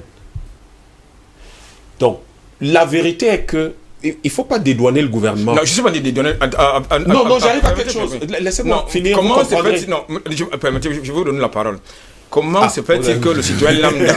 Comment se fait-il que le citoyen lambda reconnaisse une auberge ou bien un bar qui est situé dans les couloirs des immeubles, mais il ne reconnaît pas la localisation Monsieur, il faut faire journal attention. officiel. Faut faire attention, monsieur Aïssi. Nous sommes en train de parler de Non, questions. c'est pas des choses sérieuses aussi. Non, non, vous n'êtes pas en train de parler de choses. On parle du sérieuses. journal officiel, hein.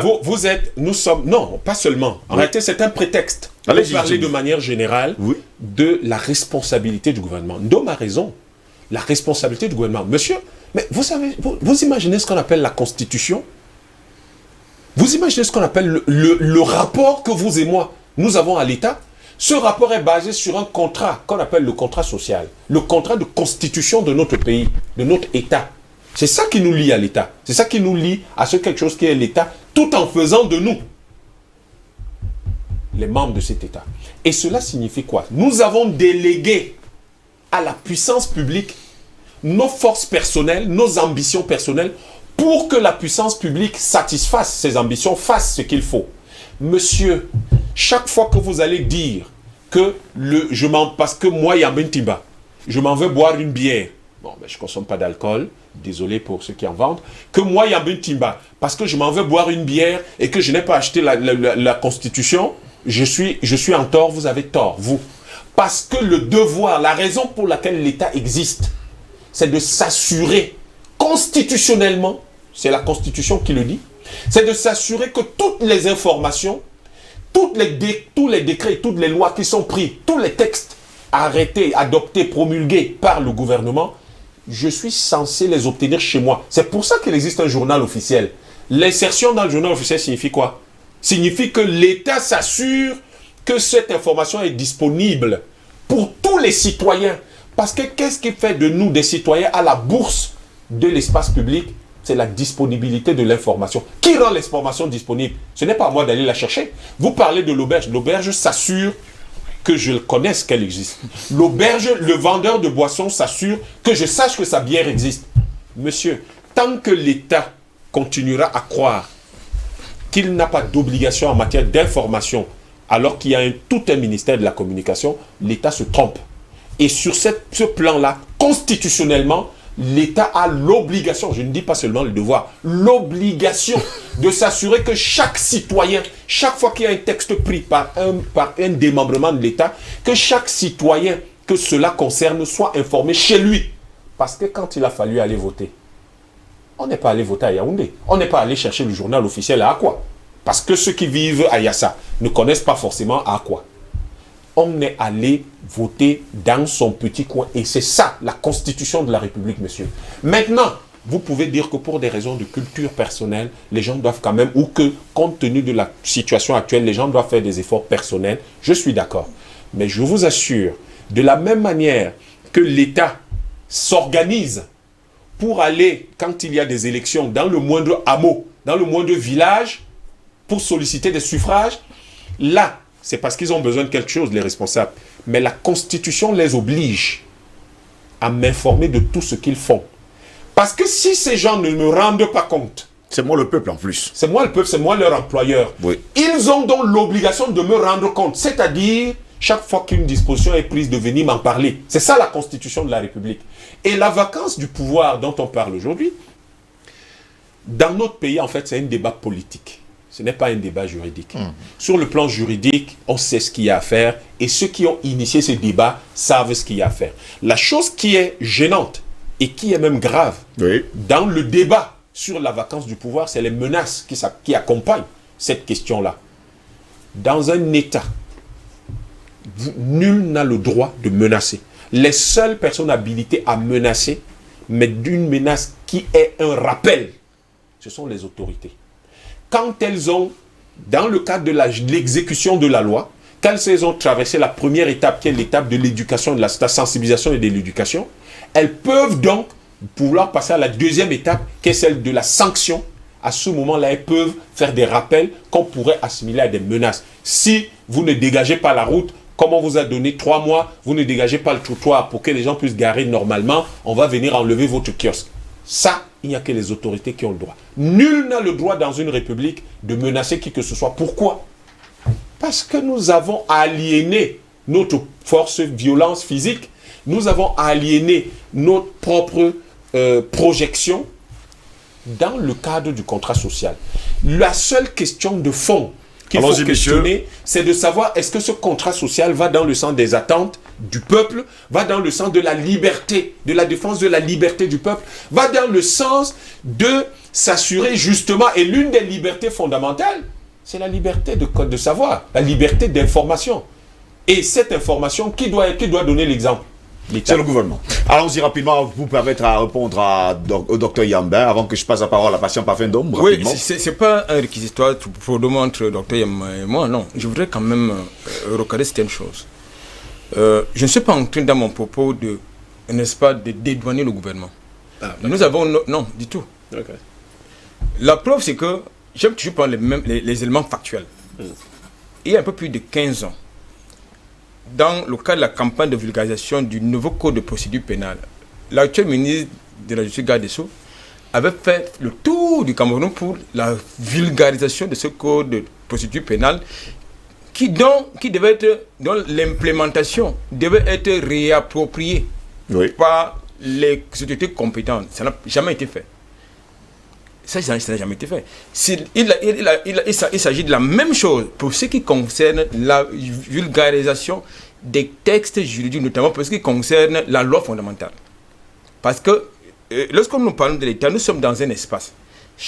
Nous avons une échelle de responsabilité. Ça, il faut le préciser. Vous avez d'un côté les décideurs, vous avez le gouvernement, vous avez les députés, les sénateurs, vous avez les mairies. Non, attention. Le gouvernement n'est pas au-dessus des sénateurs. Non, je veux dire que non. Je ne suis pas des chefs de responsabilité. Oui, mais ils ne sont pas au-dessus. Mais non. C'est ça le problème. Là, vous me parlez de l'ordre protocolaire. Donc, alors, non, je ne vous parle pas de l'ordre protocolaire, je vous parle de l'autorité de l'État. Un instant. Messieurs. C'est intéressant ce débat. Oui. C'est ça les problèmes qu'on a dans le pays. Oui. Dans le cadre de la gestion ou de l'utilisation de l'autorité de l'État, est-ce qu'un membre du gouvernement est au-dessus d'un parlementaire? Non. Du tout. Parce que l'autorité ne vous vient pas du décret. L'autorité vous vient du peuple. Et les seules personnes qui bénéficient actuellement de l'autorité légitime et naturelle, quand je dis naturel, c'est un mot très fort. Naturel dans le sens où c'est le peuple qui vous l'a confié à travers des élections. Un membre du gouvernement n'est pas supérieur à un maire. Non. Même à un maire, il n'est pas supérieur parce que le membre du gouvernement n'a pas été élu. Le maire, le conseiller municipal est supérieur au membre du gouvernement dans le cadre de l'autorité de l'État.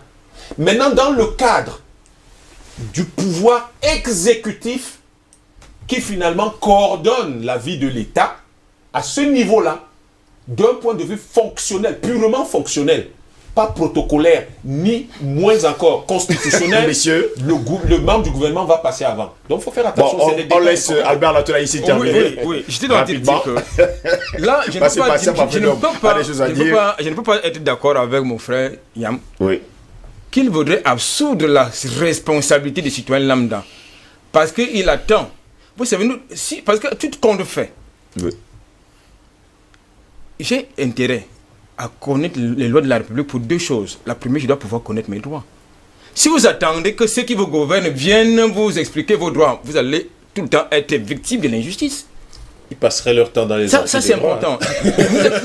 Non. Donc, laissez qu'on termine avec... oui. Je crois que la chose la plus sensée qu'un citoyen normal puisse faire, c'est aller lui-même au-devant de la connaissance des lois et des règlements de sa République. Si vous attendez que c'est le maire, le député, que ce soit le sénateur qui vienne vous expliquer à quoi retourne telle loi ou tel projet de loi, ou non, telle loi ou bien tel décret d'application, il ne vous fera jamais cela parce que il est dans son intérêt parfois que vous soyez ignorant de tout ça. Ça ne peut donc pas nous assurer les citoyens d'amnistie. Ça c'est important. Oui. Maintenant, dans les canaux officiels, il faudrait connaître, n'est-ce pas, l'organigramme des cellules de communication qui sont localisées dans nos départements ministériels pour connaître comment ça fonctionne, quelles sont leurs missions essentiellement. Maintenant, nous avons certainement un ministère de la communication qui doit pouvoir faire ça, mais surtout, lorsqu'il s'agit des textes de loi, c'est le département sectoriel qui doit s'en occuper. Donc, je pense que dans le cas d'espèce, surtout dans un contexte de modernisation des institutions, le citoyen lambda doit aller au-devant de l'information. Il va toujours aller au-devant de l'information. Messieurs, Pacha Parfum d'Homme, jusqu'à peu de contrat, on a parlé du gré à gré. Il y a également un autre thème qui est souvent, il faut le dire comme ça, souligné ou soulevé d'ailleurs par les populations qui parlent de la vacance du pouvoir, la gérontocratie. Je crois que le docteur Somba, professeur Somba, a repris ce terme d'énervement, bon, tout le monde le voit. Nous avons les principaux dirigeants des différents compositions de ceux qui gèrent le pays, que ce soit le pouvoir exécutif, le pouvoir législatif avec ses deux chambres, et le pouvoir juridique, des gens plus ou moins qui ont des âges vraiment assez avancés. Ça, c'est pour ça qu'on peut parler de gérontocratie, ça dit que c'est un pouvoir en réalité qui a les mains. Des vieillards, d'après ce que les uns et les autres disent. On ne peut non pas dire que c'est totalement faux. C'est ne pas être honnête vis-à-vis de soi-même. Il y a quand même un problème. Ça se voit. Non, ça se voit. On n'a pas besoin de faire tout un dessin là-dessus. On comprend quand même que le Cameroun a une particularité où ceux qui ont arrêté le pouvoir dans notre pays sont de âge très avancé. Et c'est ça, justement, qui provoque, qui donne du grain à moudre à ceux qui ne sont plus aux affaires aujourd'hui, de dire attention, on risque d'avoir un gré à gré. Enfin, le principe de gré à gré, c'est quoi? C'est-à-dire, c'est donner la possibilité, n'est-ce pas, au pouvoir politique, parce que comme l'a si bien dit Yamb, ce débat n'est pas un débat juridique, c'est un débat politique. Oui.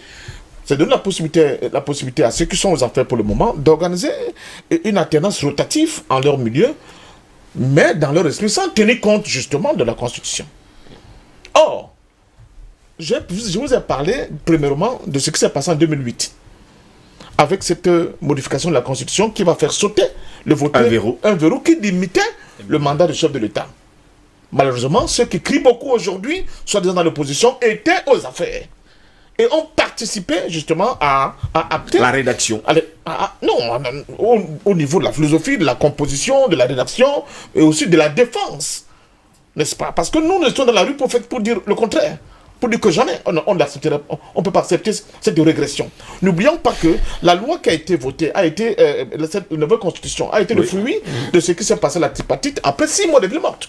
Donc après une pression populaire pas possible, on réunit une constitution, on voulait, comment on appelle ça, une conférence nationale souveraine, le chef de l'État dit j'en veux pas, il a pondu sa propre conférence nationale essentiel vieux pour le Cameroun, voilà. Bien d'ailleurs. Hein, sa propre tripartite, et c'est la tripartite qui va donner naissance à cette nouvelle constitution.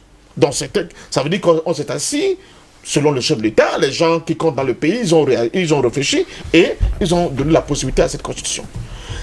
Comment expliquer que, des années plus tard, des gens qui sont censés respecter justement la constitution sur laquelle ils ont prêté serment, avec leur affidé, ont provoqué un putsch pour casser un verrou important qui devait assurer, à mon sens, une certaine sérénité des différents acteurs politiques qui devaient compétir pour le futur. Oui. Et à partir de ce moment-là, on a donné la possibilité au gré à gré. Qu'est-ce que j'entends par gré à gré?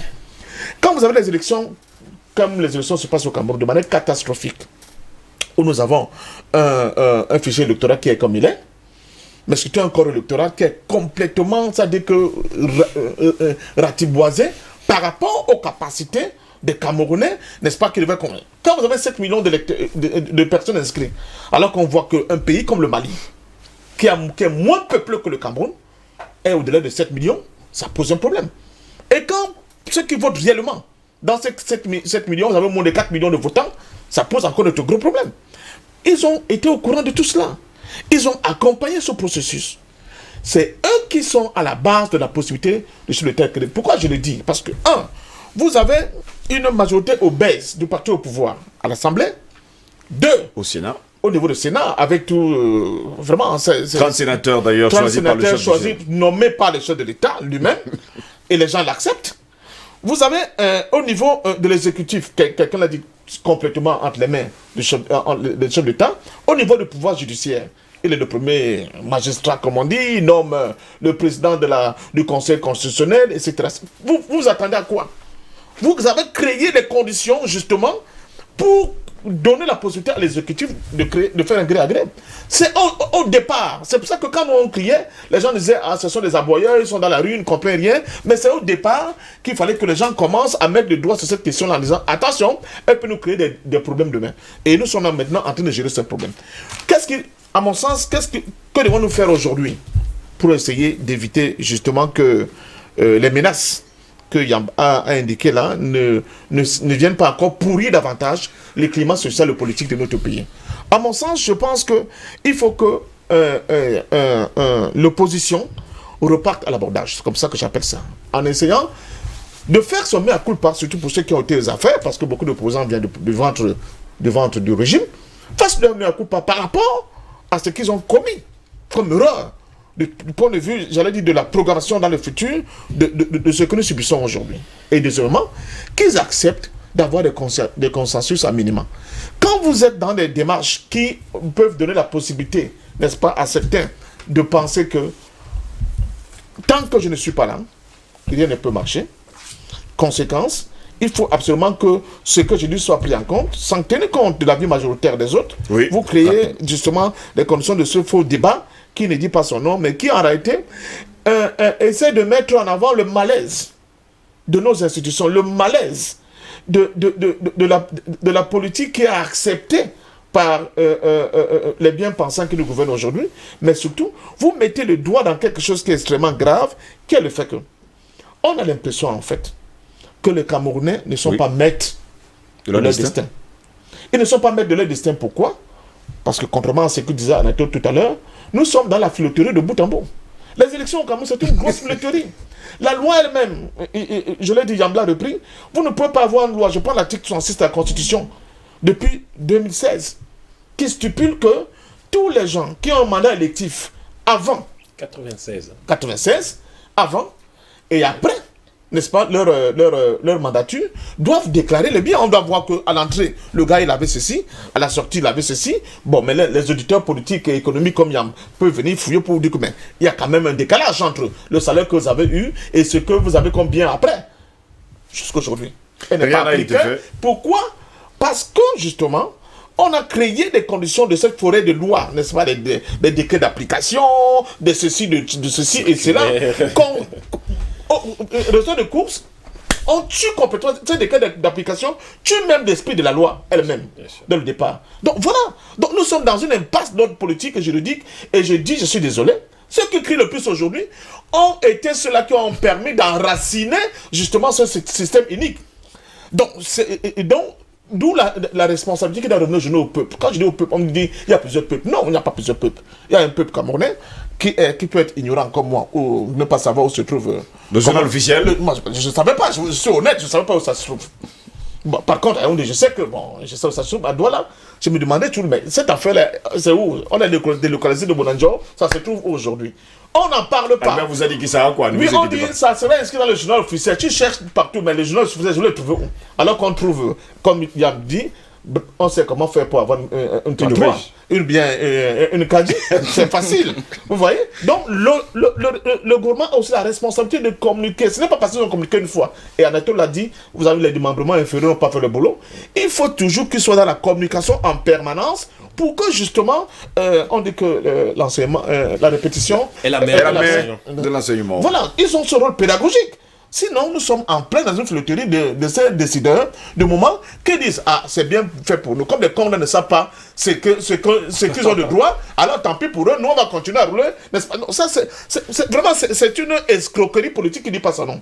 Donc, pour dire, quand même, faisons un effort. Parce que ces débats-là, ces questions-là, doivent questionner tous les acteurs, tous les citoyens qui pensent que nous avons droit à un environnement politique meilleur. Il faut qu'ils arrêtent d'être dans les compromissions et les concussions avec le pouvoir, qui, comme l'a dit Anatole, a intérêt que nous on soit dans le flou total, parce que demain ça va nous rattraper. Et c'est Messieurs, nous sortons justement de ces débats. Je veux vous dire merci d'ailleurs d'avoir été là ce matin. Docteur Yam, un mot de fin justement. Juste pour dire que nous entrons dans ce qu'on appelle aujourd'hui la société du savoir, la société de l'information. Il faut que l'information soit disponible et l'État doit savoir que nous avons des disponibilités en matière d'information sur le plan électronique. Aujourd'hui, avec 10 millions de Camerounais au moins qui ont un téléphone, quand ce problème s'est posé, l'État aurait dû renvoyer les lois par SMS, comme ils savent le faire pour plein d'autres choses inutiles, par SMS pour que tout le monde soit bien informé. C'est extrêmement important, ça coûte pas cher. Cela s'appelle le service public. Merci beaucoup, Dr Yam. Albert Natolaïzi. Non, tout à l'heure, comme je l'indiquais, Steve, les citoyens n'ont pas le droit d'être ignorants du fonctionnement et de l'organisation de la cité. Si l'information ne vient pas vers vous, allez vers l'information. nous passons beaucoup de temps sur les réseaux sociaux à faire des choses iniques et inutiles.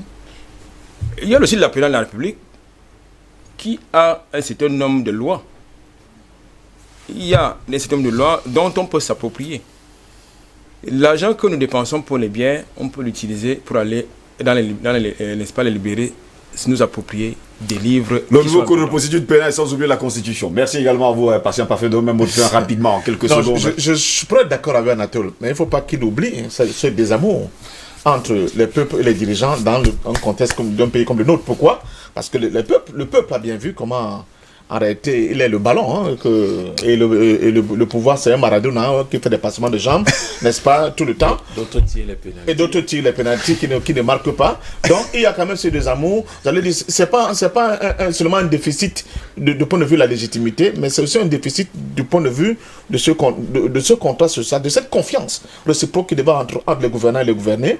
Et je pense que le pouvoir tel qu'il est là aujourd'hui, avec ces géroncrates qui sont au pouvoir, il ne faut pas attendre grand chose. Ce n'est pas eux qui viennent apporter une quelconque modification. Messieurs, je vous dis merci d'avoir été là ce matin pour ce débat. Vous qui êtes à la maison, n'oubliez surtout pas, la nourriture de l'esprit, c'est l'information. Quand cette information manque, on parle de constipation mentale. Par conséquent, on s'accroche aux rumeurs, un langage ordurier, quartiésard. Et c'est ce qui se passe souvent sur les réseaux sociaux. En tout cas, on espère que vous allez vous informer davantage dans les jours à venir. Tout de suite, maintenant, nous allons justement prendre, après, il faut le dire, Achille Azemba Momo, il est conseiller municipal à la commune d'arrondissement de la 3e. Depuis février 2020, il est bien sûr du SDF. Avec lui, nous allons justement poser pas mal de questions. Il sera à la barre. Mais nous allons recevoir justement sur ce plateau Achille Azemba Momo, conseiller municipal à la commune d'arrondissement de la 3e. Il est justement conseiller municipal du SDF, le Social Democratic Front, qui a, il faut le dire, célébré ses 30 ans d'existence en cette année 2020. Monsieur Achille Azemba Momo, bonjour. Bonjour Steve et merci de me faire l'honneur d'être votre invité ce matin. Et je vais vous avouer, ça faisait longtemps que je n'étais pas venu à DBS. Je suis complètement bluffé par la beauté de ce plateau. Eh bien, bienvenue à vous. Tout de suite et maintenant, mesdames, messieurs, c'est notre rubrique à la barre.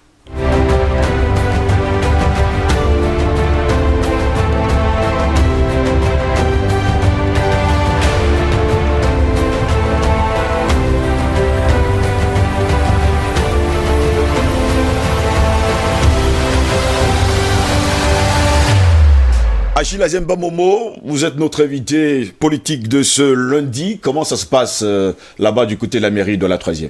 Bon, bien entendu, on vient que de renouveler l'exécutif communal. Communal. Oui. Comme vous savez, on ne revient pas dessus. À la majorité, c'est le RDPC qui est représenté là-bas. Nous sommes rentrés au conseil et également le PCAN.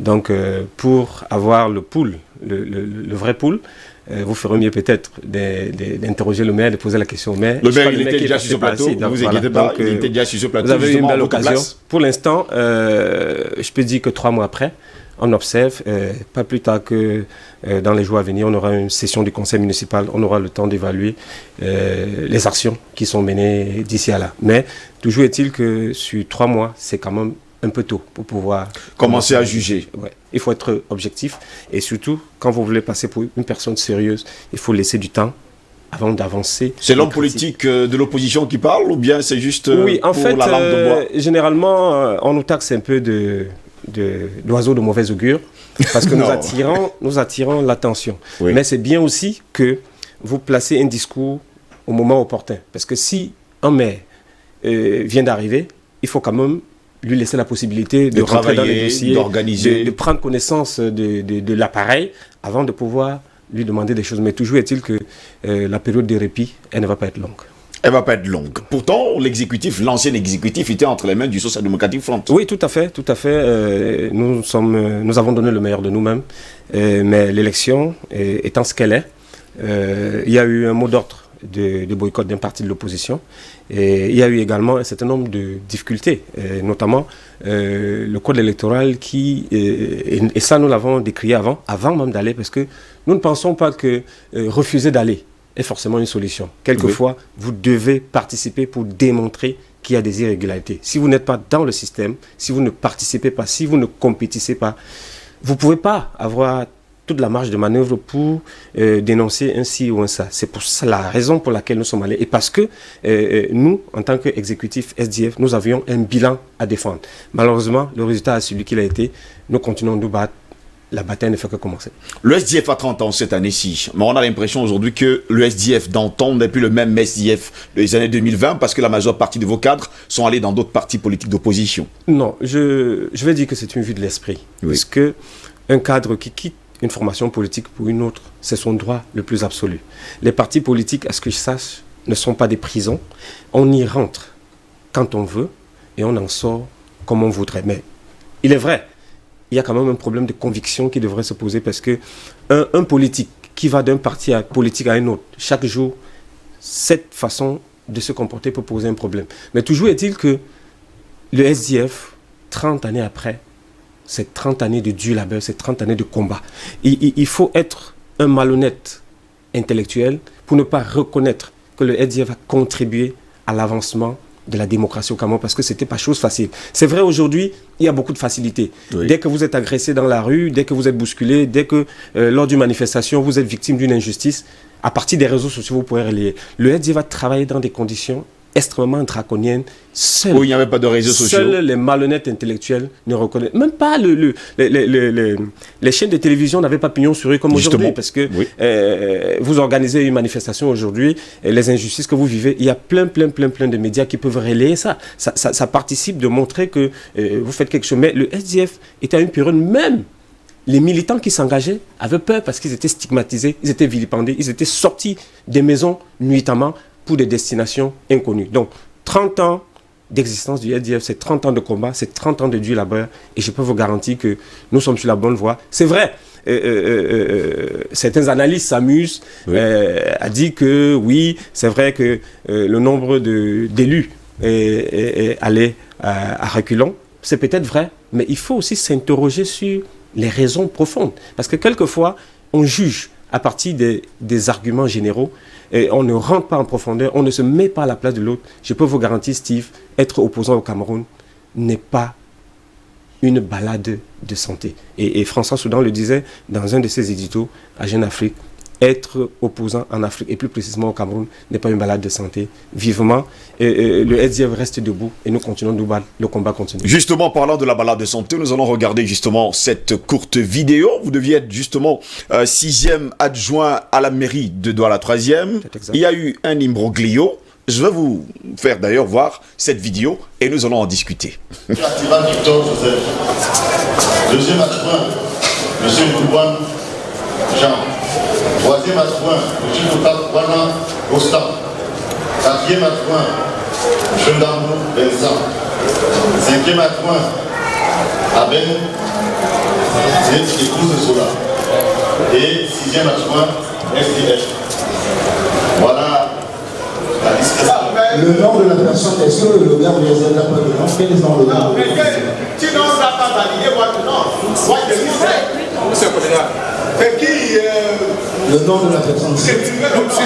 Lucie Justin. Justement, on crie d'abord 6e adjoint, le SDF, alors qu'on devrait normalement donner un nom. Qu'est-ce qui s'était passé justement ce jour-là? Effectivement, vous avez parlé d'imbroglio. Oui. Moi, je parlerai du complot. Oui.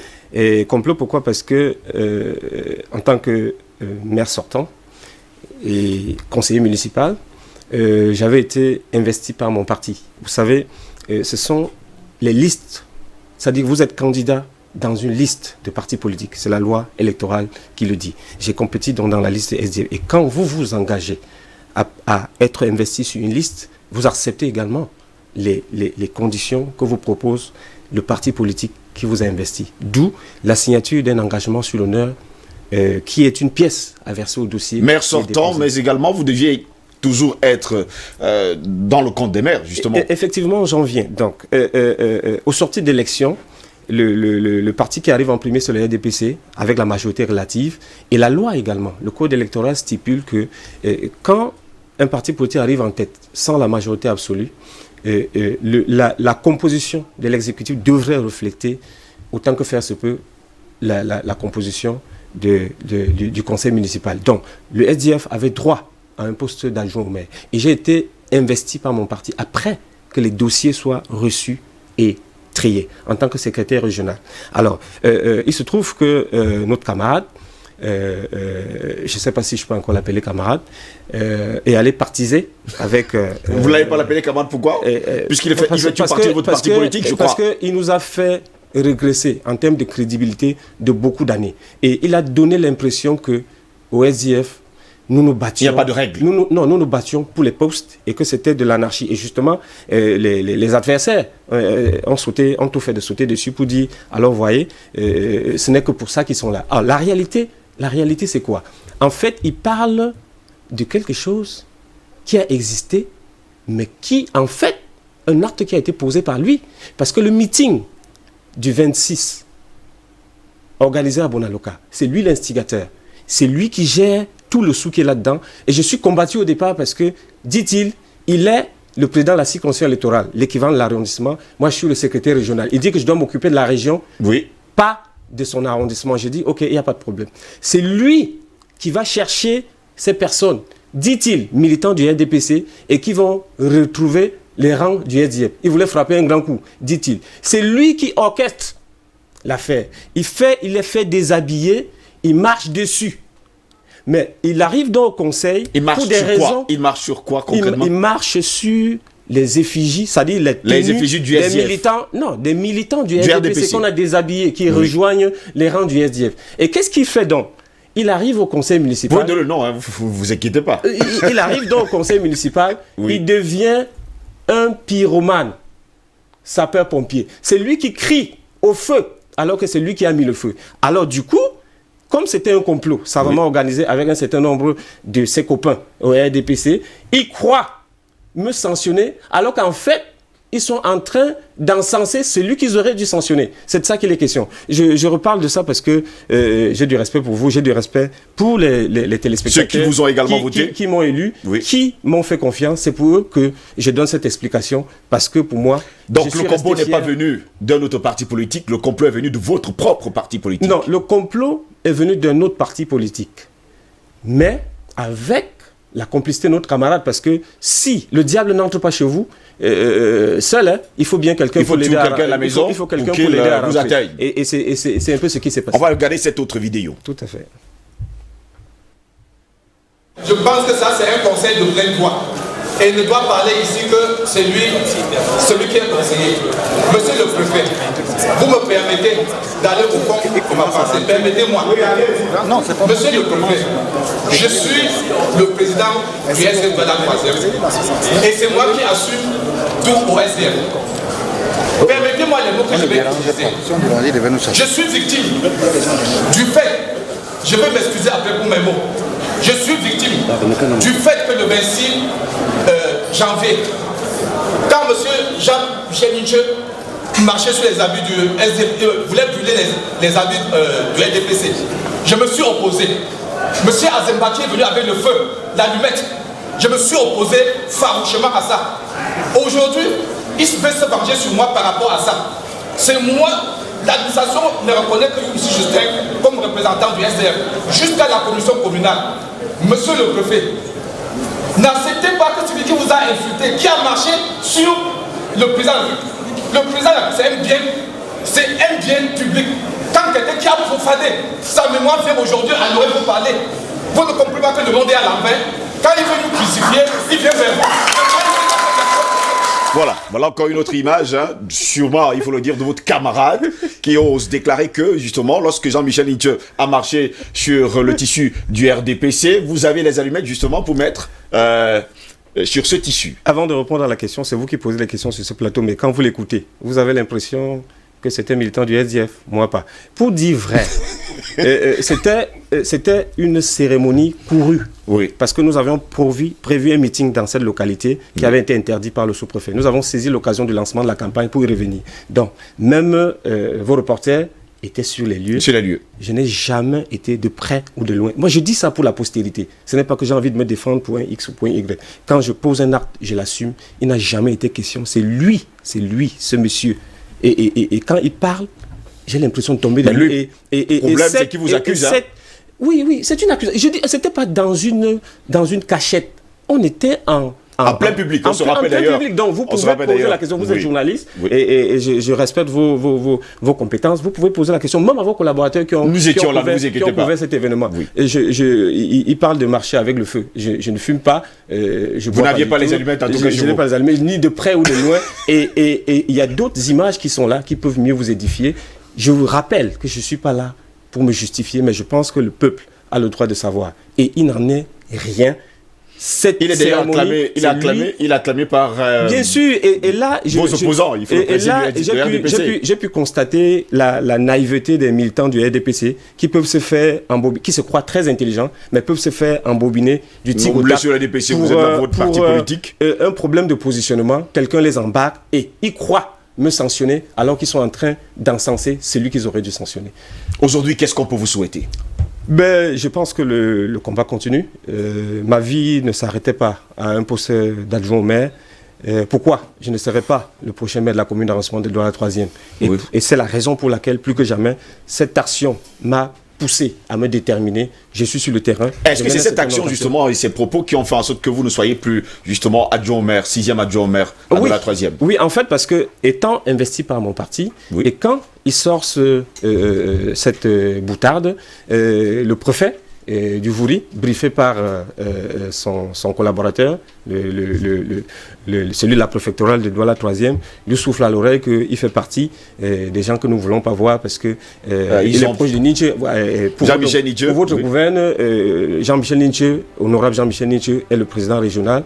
Moi, je suis le secrétaire. Je suis le secrétaire régional. Alors, du coup, à travers Jean-Michel Nietzsche, on me voit et il n'est pas question que je passe. Le préfet, qui, justement, devrait rétablir l'ordre, décide d'organiser une élection à la main levée. Vous voyez, au Cameroun, on choisit, qui va choisir dans une session de plein droit, un maire avec le doigt levé, dont les conseillers municipaux. Ok, qui est pour monsieur Youmsi Justin et les conseillers municipaux RDPC ont tous levé le doigt. Qui est pour le camarade Zimba? Bon, il y a quelques camarades qui tétanisés. Je vous avoue que j'ai tombé des nues que ce soit ainsi que les choses se passent. Je ne me souviens même pas avoir voté pour moi-même. Donc vous voyez que c'était tellement brusque, le coup était fort, mais ce que je regrette... C'est ça aussi la politique. C'est ce que je regrette, et justement, pour vous rejoindre Steve, cet acte m'a permis d'apprendre qu'en politique, tous les coups sont permis, mais je ne suis pas prêt à donner tous les coups pour un strapontin de poste parce que adjoint au maire, ce n'est pas une fin en soi. En tant que jeune, vous avez été d'ailleurs adjoint au maire, à l'ancienne. Et j'ai servi les populations de Douala 3e. Vous pouvez, à partir d'un Vox Pop, écouter. Ne vous inquiétez pas, nous sommes au courant. Merci beaucoup. Donc, qu'est-ce qu'on peut vous souhaiter rapidement? De continuer le combat? Bon, je ne peux pas être en train de me battre et me souhaiter les choses. Surtout, ce que je peux demander à Dieu, c'est de me donner beaucoup de santé, parce que je crois que le meilleur est à venir. Nous sommes sur le terrain. Je me battrai pour pouvoir avancer et je suis sûr que j'avancerai. Merci beaucoup Achille Azemba Momo d'avoir été là ce matin. Je rappelle que vous êtes le conseiller municipal ISDF à la commune d'arrondissement de la 3e et vous étiez notre invité, il faut le dire, politique de ce matin. Nous vous souhaitons tout le bonheur du monde. Merci Steve et bon vent pour ce que vous êtes en train de faire. Merci beaucoup. Mesdames, messieurs, c'est ici que s'achève cette première édition de DBS Matin. Au plaisir de retrouver demain pour une nouvelle édition. Restez sur notre chaîne, l'information y est en continu. Bonne journée à toutes et à tous et surtout, bon début de semaine. Au revoir.